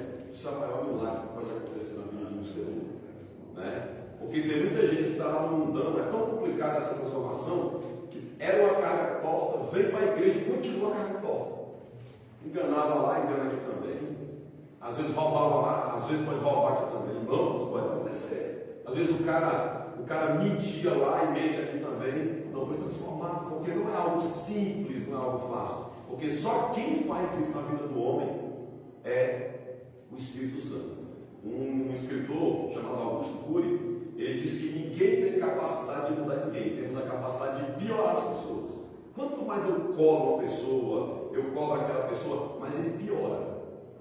Você quer ver quando um problema acontece na sua casa que a mulher lhe cobra demais, de maneira. Geralmente a pessoa faz é piorar. Então, só quem tem a capacidade de mudar uma pessoa, transformar aquela pessoa, não é a cobrança que eu faço para você, mas o Evangelho do poder de Deus através da palavra do Senhor Jesus Cristo. É o Espírito Santo que entra no homem e transforma você e muda você. Só esse Evangelho. Só esse Evangelho. Porque se um pastor fosse pregar em palavras humanas, só de sabedoria humana, como disse Paulo para a igreja de Corinto, nenhum de vocês era transformado, nenhum de vocês era mudado. Por quê? Porque só quem tem a capacidade de mudar é o Espírito Santo através da inspiração da sua santa palavra. Fique rapidinho, né? O rapaz aí famoso aí, que eu acho que mesmo, o cara botou no carro, mergulhou até no cara que botar a mão, o cara caiu. Vocês podem ver que ele chegou lá, entrou na fila, todo mundo caindo, ele disse: eu não vou cair, o cara todo mundo na cabeça dele cair. Porque se eu cair naquele momento, eu vim para casa, não senti mais nada, só naquele momento só. Pronto. Qual é o seu objetivo nas participações, tá bom? Participações bem objetivas, entender bastante, responder. Olha só, ele fala aqui o seguinte: esses sinais podem ser manifestos por meio da salvação de vidas, sinal de que uma igreja tem realmente o Espírito Santo. Quando a igreja prega e pessoas são transformadas pelo poder da mensagem que ali é pregada. Salvação de vidas, expulsão de demônios, imposição de mãos sobre os enfermos para serem curados, conforme Jesus declarou que aconteceria. Que o irmão já leu aqui, Marcos 16, 18. O ministério avivado, ungido pelo Espírito Santo, é imprescindível a missão da igreja desses dias. Por que o autor ele começa aqui falando sobre a transformação de vida? Depois ele fala disso, demônios sendo expulsos, enfermos sendo curados. Porque existem movimentos por aí que até impõem nas mãos e até expulsa demônio. Sabia disso, irmão? Até expulsa demônio. Até oram e alguém com chapéu vai pagar a promessa dizendo que o fulano curou. Certo? Eu quero ver se é transformado. Eu quero ver se é transformado pelo poder da palavra. Por isso que começa a falar sobre transformação de vida. Que o cara do chapéu lá, o Juazeiro, pode até atribuir algum tipo de cura para ele. Né? Ou alguém ali, um carismático, expulsar até um demônio também. A gente já viu casos assim também. Eu quero ver pessoas transformadas pelo poder da palavra. Por isso que a unção está dentro desse caminho. Transformação e aí depois os sinais que a gente vê humanamente aqui falando. Isso é muito importante. Eu queria citar rapidamente, o tempo passa rápido, mas eu queria citar aqui um crente, irmão, na unção do Espírito. Atos capítulo 8, se você puder abrir sua Bíblia, eu agradeço. Porque estamos numa escola e com a escola normalmente se usa os livros, né? O livro que a gente estuda aqui é a Bíblia. Eu não vou ficar inventando nada de mim aqui, não tem que usar a Bíblia para a gente poder entender essa capacitação de Deus. Os irmãos vão encontrar nesse texto um homem cheio do Espírito Santo chamado Felipe, um diácono que se transformou numa ação maior do que a de um evangelista. O evangelista não faz nem a metade do que Felipe fez aqui, como um diácono. Ele era diácono aqui, viu, irmão? Você vê como o cargo ele não te aperta a você fazer a obra do Senhor. Ou seja, o cargo ele não te limita. Se você tem, vai lá e faça. Né? É importante entendermos isso daqui. Porque tem evangelista que não faz o que o Felipe fez aqui. Né?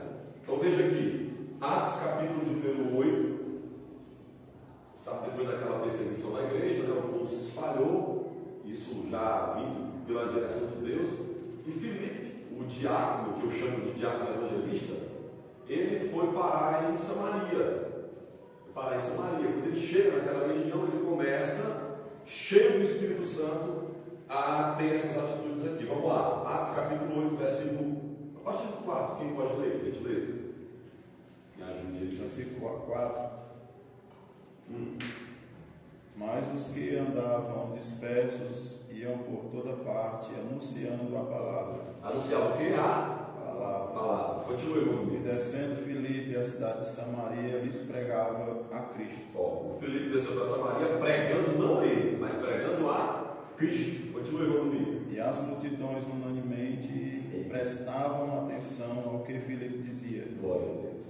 Porque ouviam e viam os sinais que ele fazia. Olha só, irmão, ele pregava, eles ouviam e viam os sinais que ele fazia. Quais eram os sinais do domingo? Leia aí.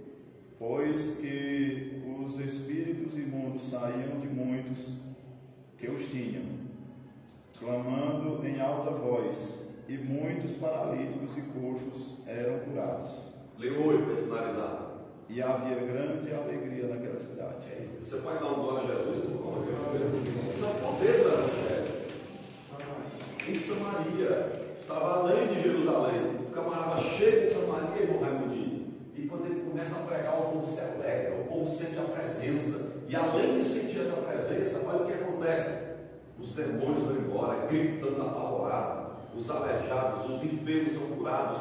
Você vê que uma grande comoção de alegria espiritual acontece na vida daquele povo. Por quê? Porque chegou um diácono cheio da unção do Espírito de Deus colocando os pés naquele lugar.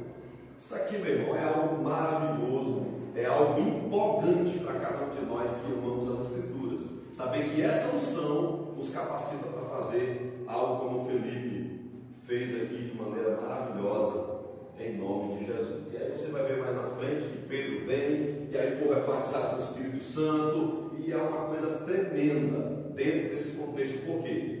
Porque uma pessoa cheia do Espírito Santo chegou ali com a capacidade de Deus, né, para ser igreja naquele lugar de verdade. Então isso é maravilhoso, que a gente possa entender isso em nome de Jesus.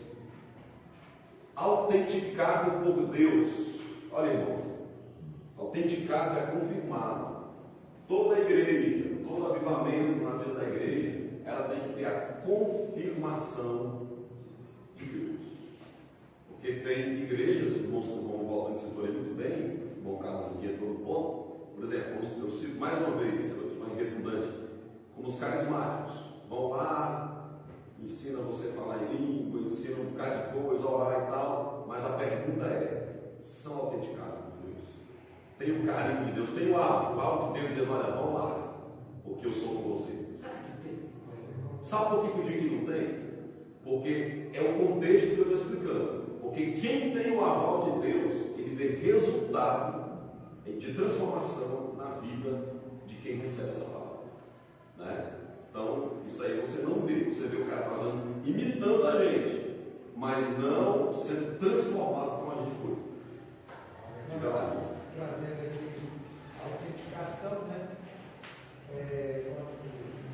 Quando nós, às vezes, o órgão pede uma cópia de algum documento, não, mas só aceita se for autenticado. Você tem que ter o cartório, a autenticação, para confirmar que realmente existe o original. E aquilo é exatamente. Cópia autenticada, né, irmão? Exatamente. Olha só, meu irmão. Olha só, meu irmão. Autenticado por Deus. O ministério ungido não se desenvolve apenas por intermédio dos instrumentos formais e acadêmicos, dentro dos padrões hermenêuticos, exegéticos e homiléticos da pregação. Ele usa 3 termos técnicos da teologia, né, que são chamados de hermenêutica, que é a arte, a ciência de interpretar a Bíblia, a exegética, que é a Bíblia interpretada, é a ação da interpretação da Bíblia, que é a exegese bíblica, e a homilética, que é a arte de você passar o conteúdo. Então ele está dizendo que essa autenticação de Deus não é só para pessoas que têm essas habilidades. Porque tem muita gente que chega aqui e intelectual demais, chega aqui, irmão, de acordo com os caminhos da homilética, da exegética, e ele fala que é uma beleza, mas não tem noção de Deus, não tem a capacidade, não tem a autoridade de Deus, e não mexe com você. E às vezes não mexe nem com o teu intelecto, que você não consegue acompanhar o raciocínio do rapaz, né? Mas quem tem a autoridade de Deus, o texto está dizendo aqui para nós: você não pode desprezar as técnicas da teologia, né, irmão Daniel? Nós não podemos desprezar as técnicas da teologia. Porque já pensou, o Daniel vem aqui, eu venho com o Carlos, para ensinar um conteúdo para você, sem ter um conhecimento teológico. Se eu estou ensinando teologia, estudar a Bíblia para os irmãos, como é que eu vou chegar aqui sem ter pelo menos o básico da técnica da hermenêutica, para eu poder entender o texto e passar para os irmãos? Como é que eu vou exegeticamente analisar um texto com os irmãos se eu não sei o que é uma análise expositiva de um texto? Como é que eu vou passar o conteúdo se na homilética, na retórica, eu não consigo falar, eu gagueiro, fico todo me tremendo aqui tudo. Então eu preciso ter essas artes da teologia. Agora eu não posso tomar isso como uma base principal da minha vida. Eu não posso, como eu falei na aula passada, ser um dormente dentro dessa área. Eu tenho que orar, eu tenho que jejuar, eu tenho que depender de Deus. Uma das coisas que eu gosto muito de dizer para o Senhor, não me deixe confiar naquilo que eu estudo. Porque a gente pode cair nesse erro fatal e depois quebrar a cara na frente. Porque uma palavra sem a autoridade de Deus é como Albert Einstein falando, é como Sócrates, Platão e grandes filósofos aí falando. Porém, o efeito é só ali para um momento de coach emocional ali, e daqui a pouco você esquece de tudo, da bagaceira do mesmo jeito. É assim que os coaches fazem com as pessoas. Então nós não somos coach, o Daniel não é coach, o Carlos não é coach, eu não sou coach. Nós somos homens ungidos por Deus para trazer um alimento espiritual para a tua vida. Por isso que eu não posso desprezar a arte da teologia. A prova disso, eu pus um exemplo bíblico também. Eu gosto muito de dar os exemplos bíblicos porque a gente se adapta melhor e a lição fica mais apetitosa, né? Não é proibido estudar. A prova disso é que em Atos capítulo 18, versículo 24 em diante, chegou na igreja de Éfeso. Eu não vou ler o texto porque o tempo passa muito rápido. Um camarada chamado Apolo.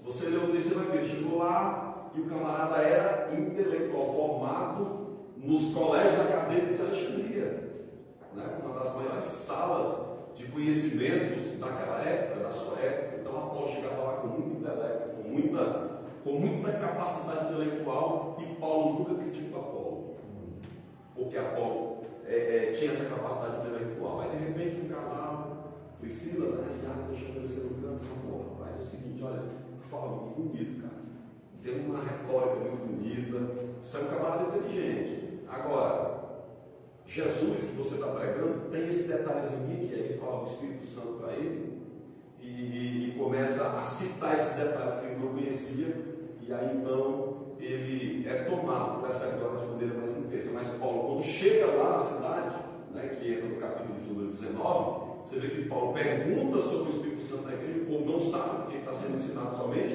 pelo intelecto humano. Mas Paulo começa, ele não critica a teologia de Apolo, mas fala sobre a teologia do Espírito Santo, e o povo é batizado, e há um complemento do intelecto com a unção do Espírito. Quando você lê Lucas, capítulo de número 2, versículo 52, se não me falha, acho que é 52, você vê que Jesus ele crescia na graça, unção do Espírito, e também no irmãos amados, tá? Todo mundo seu conhecimento. Jesus crescia na graça, quer dizer, unção do Espírito, capacitação do Espírito. Todo dia o Espírito Santo enchia cada vez mais, porque ele já nasceu debaixo dessa unção, desde quando foi gerado por dentro de Maria. Então o texto diz, Lucas 2,52, se não me falha a memória, ele crescia na graça, unção e no... Vocês estão com frio, Ele cresceu Jesus em sabedoria, em estatura, em graça para com Deus e os outros. É graça e conhecimento, ou seja, intelecto e unção do Espírito. Era o dia dele crescendo. Os irmãos participam tanto quando eu pergunto, todo mundo se cala. É graça e conhecimento. Então não há esses dois. Nós precisamos entender, precisamos dos dois. É certo, Jesus vai levar uma pessoa que tem mais intelecto teológico para pregar para pessoas que têm mais conhecimento filosófico e acadêmico, humanamente falando. Ele vai levar um cristão que se dedica um pouco mais. Mas você, pelo fato de não ter tanto conhecimento teológico, você prega também para qualquer pessoa pela autoridade do Espírito. Se houver necessidade, ele faz como fez com Pedro.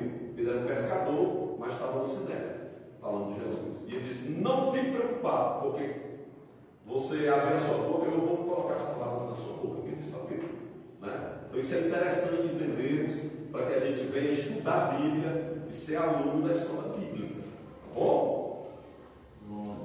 E 1 Coríntios, capítulo 2, versículo 1 ao 5, Paulo diz que não estava falando com eles com sabedoria humana. 1 Coríntios, capítulo 2, versículo 1 ao 5.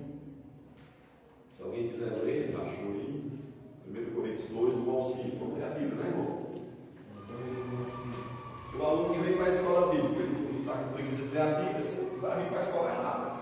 E eu, irmãos, quando fui ter convosco, anunciando-vos o testemunho de Deus, não fui com sublime de palavras ou de sabedoria. Olha, está dizendo, não fui com essa. Diga lá mais, irmão Márcio. Porque nada me propus saber entre vós, senão a Cristo e este crucificado. Pode ver. E eu estive convosco em fraqueza e em temor e em grande tremor. 4. A minha palavra, a minha pregação não consistiram em palavras persuasivas de sabedoria humana, mas na demonstração do Espírito e de poder. E o 5, só Para que a vossa fé não se apanhasse em sabedoria de homens, mas no poder de Deus. Olha aí, você sabe quem está dizendo essas palavras aqui, meu irmão? Um dos maiores teólogos que já apareceu na história. O homem que foi formado intelectualmente aos pés de quem? Os alunos responderam, meu irmão. É isso aí. Aos pés de Gamaliel. Então, isso aqui é Paulo, meu irmão.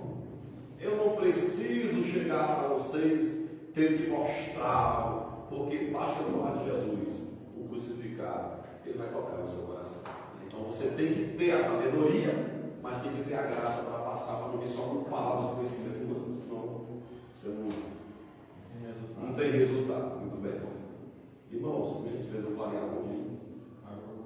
Mas só eles, não basta isso. É o testador.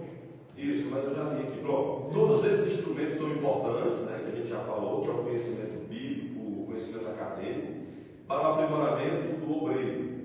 Mas só eles não bastam, a gente já falou. É preciso que Deus aprove o trabalho do obreiro. Foi assim que aconteceu em Marcos, quando Jesus autenticou a pregação dos discípulos, confirmando a palavra com sinais que se seguiram. Portanto, o modelo da pregação do Novo Testamento é uma mensagem confirmada pelos sinais e prodígios de Deus.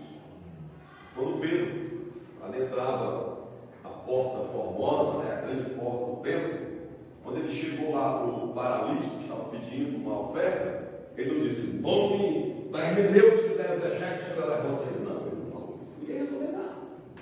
Teologicamente, não ia resolver nada. Ele só disse, em nome de Jesus. Levanta. Pode andar. Você vê que essa... É só que ele tinha. Exatamente. Mas essencial. Então você vê, e depois daí olha o resultado. Ele não levantou dali e foi correndo para casa, não. Porque tem gente que levanta e vai correndo para casa, né? Ele levantou e foi para onde, irmão? Entrou dentro do templo, pulando. Pula perfeitamente, viu? Perfeitamente, é exatamente isso. Esse é o evangelho, meu irmão. Que faz o aleijadinho, ao invés de ir para casa comemorar com a mulher, explico porque ficou bom, né? Que seria a lógica humana, entrou no templo, depois eu comemoro com a mulher, ou com os filhos, seja lá com quem for, com meu pai, com minha mãe, mas eu quero primeiro glorificar a Deus, porque esse é o evangelho pregado em nome de Jesus. O evangelho que vai você receber a unção de Deus e entrar no templo com a cadeira de roda aqui na cabeça, com a árvore aqui pulando e glorificando a Deus. Alguém? Sim, diga aí rápido. Então a autenticação aí é justamente o Espírito Santo, a unção do Espírito Santo, a confirmação. Tem aquelas pessoas que são curadas em São Benedito, e depois quando volta é Pedro. É com litro de cachaça na mão, é verdade. Isso aí é interessante, irmão. O cara vai pagar a promessa do seu pedido porque foi curado e volta com litro de cachaça na mão.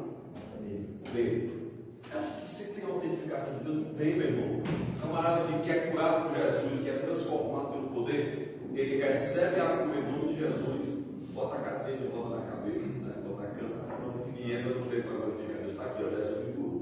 As autoridades chegam lá, mas rapaz, eu sei lá quem foi, eu sei que eu estou curado. O aleijado. Quem foi que pegou? Eu sei lá quem foi que pegou, tu é curado, rapaz, Jesus me curou. É tremendo, meu irmão, é tremendo. Então isso é muito maravilhoso entendermos a palavra de Deus. E para finalizar, glorifica a Cristo, né? O ministério ungido nos dias atuais, ele glorifica a Deus. Porque tem muitos ministérios aí, denominações ditas, que estão pregando na unção do Espírito, irmão Zé, que glorificam o nome do pastor. O pastor lá está propaganda bem grandando. Aqui tem a mão de Deus. Aí botar foto do cabelo com um chapelão desse tamanho, né? Um monte de carne voada assim e tal. E o cara Ou então igreja do reino do fulano de tal nos Anzóis, né? Porque aqui não tem gente que glorifica o nome dele. Isso não tem autentificação de Deus. Quando se perguntava lá para Paulo, diante dos milagres que era feito, para Pedro também falava assim, olha para Jesus, foi ele que fez, foi eu. É o nome dele que faz. Deus está aqui, Deus está. Sim, temos que analisar, já está falando das últimas Alex, que é uma fala muito boa a nós, se esses sinais, se esse poder, esses sinais, esses prodígios, conforme a Bíblia, não são de mentira. Porque a Bíblia fala muito claro, Paulo ensinou sobre o mistério da injustiça. O mistério da justiça que ele diz, que já opera. A gente vai analisar pela Bíblia, e tem muita coisa aí chamada de poder, de sinais e prodígios, que na verdade, quando a gente analisa pela palavra de Deus, são prodígios de mentira, que conforme a Bíblia, Paulo também ensinando, que vem pelo Espírito do Anticristo, que já opera no meio do Espírito da desobediência. Atos capítulo 13, tinha um camarada lá também, mágico, que fazia um monte de engano e enganava o povo, né? Então, isso aí é algo que a gente tem que ter cuidado com relação a isso, né? Nem tudo que diz lá que é de Deus, realmente tem fontes procedentes de Deus, realmente. Obrigado. Tem a autenticação de Deus, né?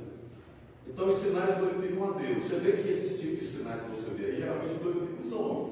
Porque o cara sai com uma pedra na cabeça, ou alguma coisa, com uma roupa de mortais, chama, né? Vai para o vazeiro, porque a ideia está glorificando a Deus, está glorificando os homens. Estão lá, atribuindo a ele, idolatria. Perfeitamente. Olha, o ministério ungido pelo Espírito glorifica a Cristo e não aos homens. Isso é importante entender. Não por acaso, nosso Senhor declarou que a missão do Espírito Santo é glorificá-lo. O Espírito Santo glorifica o Filho, que também glorifica o Pai. Assim, toda a mensagem do Evangelho e a atividade sob a direção do Espírito Santo devem glorificar a Cristo. Devem glorificar a Cristo. Aos Coríntios, o apóstolo Paulo ensina, quer comais, quer bebais ou façais qualquer outra coisa, fazei tudo para a glória de Deus. 1 Coríntios capítulo 10, versículo 31.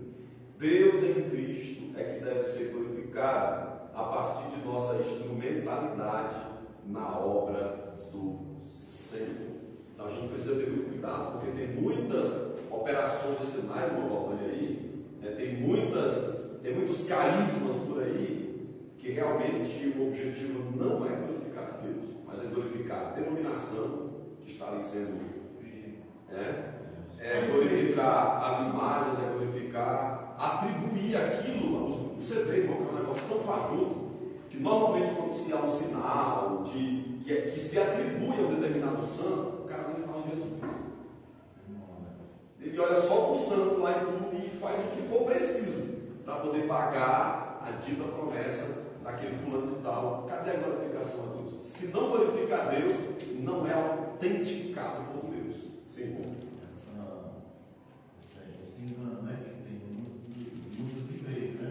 Isso. Protestante, e esses líderes, né? Traz a glória para si, porque justamente eles ficam com aqueles programas dizendo que as pessoas foram curadas. Exatamente. E muitos são seguidores por conta disso. Exatamente. É os falsos profetas. Olha, tem um exemplo aqui na Bíblia, de Atos capítulo 8, né, no mesmo contexto lá de Filipe e Samaria, quando o Evangelho estava lá naquele lugar, um camarada chamado Simão, que tinha lá umas artes mágicas também, ele se converteu, né? Aquele tipo de conversão meia boca, posso chamar assim, né, Daniel? Meia boca. Porque ele veio dando os sinais, ele via que Pedro colocava as mãos sobre o povo, e o povo recebia a unção de Deus. Aí ele olhou para Pedro e disse assim: rapaz, quanto é?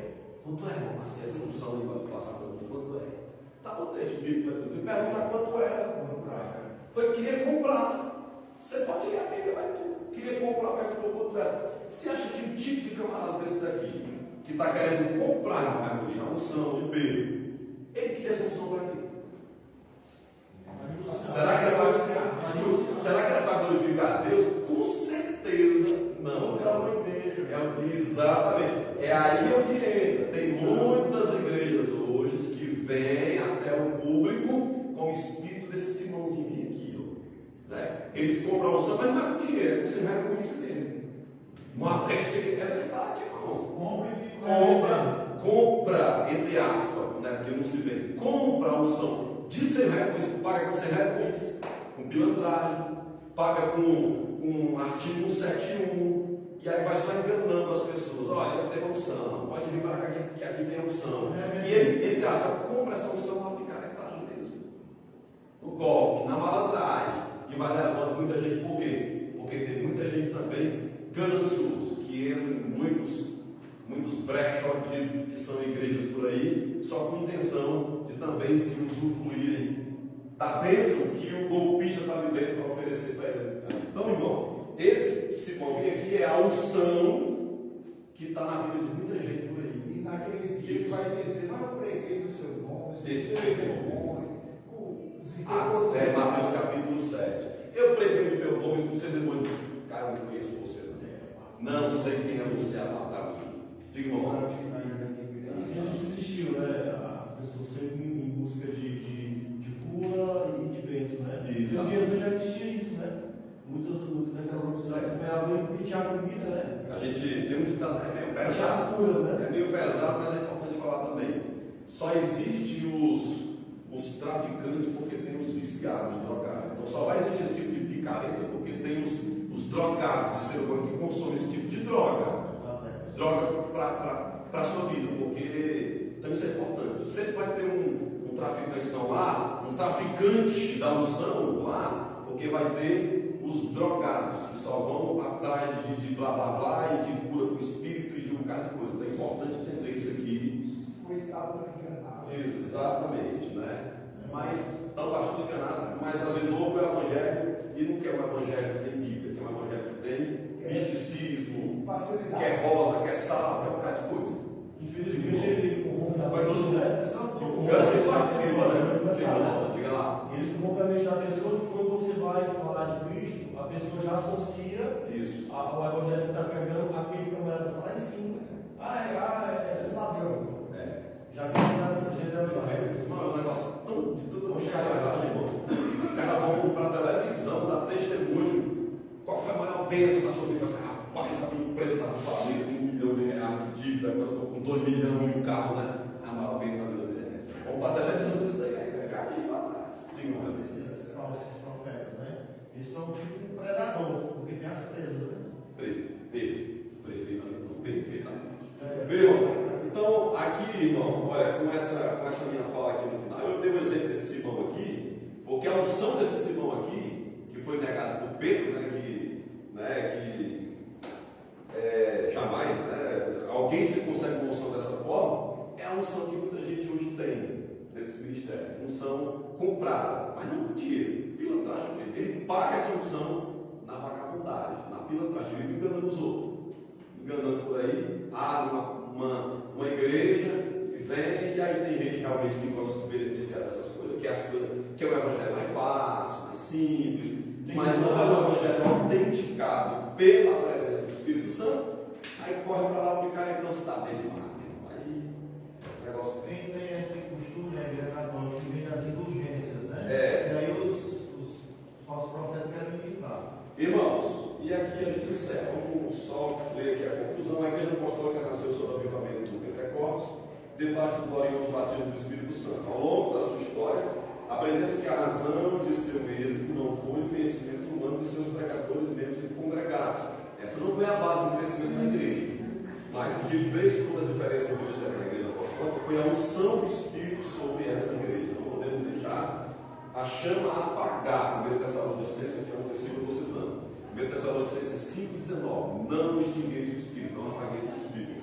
A unção do Espírito Santo continua disponível hoje. Você acredita nisso, irmão? Você acredita nisso? Então você pode glorificar a Deus nessa manhã. A unção do Espírito, ela continua hoje a ser derramada sobre a nossa vida. Fique de pé, vamos concluir. Irmão, não deixe de buscar, irmão. É a base para cada um de nós, viu?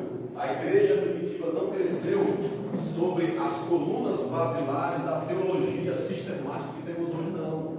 Ela cresceu sobre fundamentos de Jesus, que é a pedra do lado da esquina, mas fundada na presença do Espírito Santo de Deus.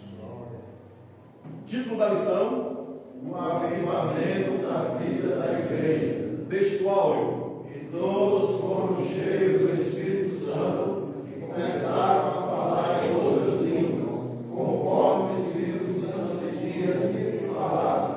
Atos 2:4. verdade prática.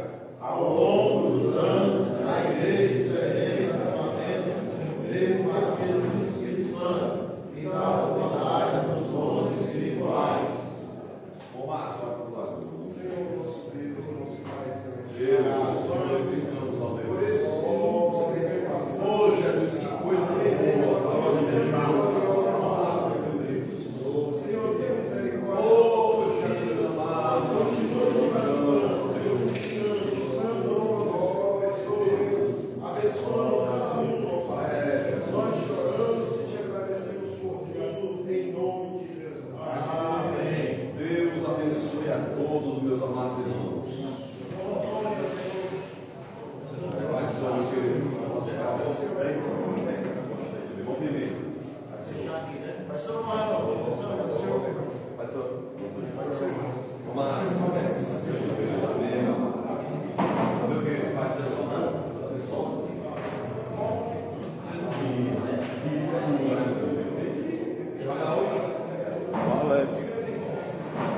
Alex, convide aí as pessoas para a escola. Meus amados irmãos, acabamos de concluir mais um delicioso maná de Deus, ensinamento da palavra, através da escola bíblica dominical, todos os domingos, às 8h30 da manhã até às 11 horas. Quero convidar você, sua família, todos os seus amigos, pessoas que você conhece, a se fazer presente neste manancial de Deus para a tua alma. Escola bíblica é necessário, precisamos acabar com o analfabetismo bíblico, e esse é o lugar.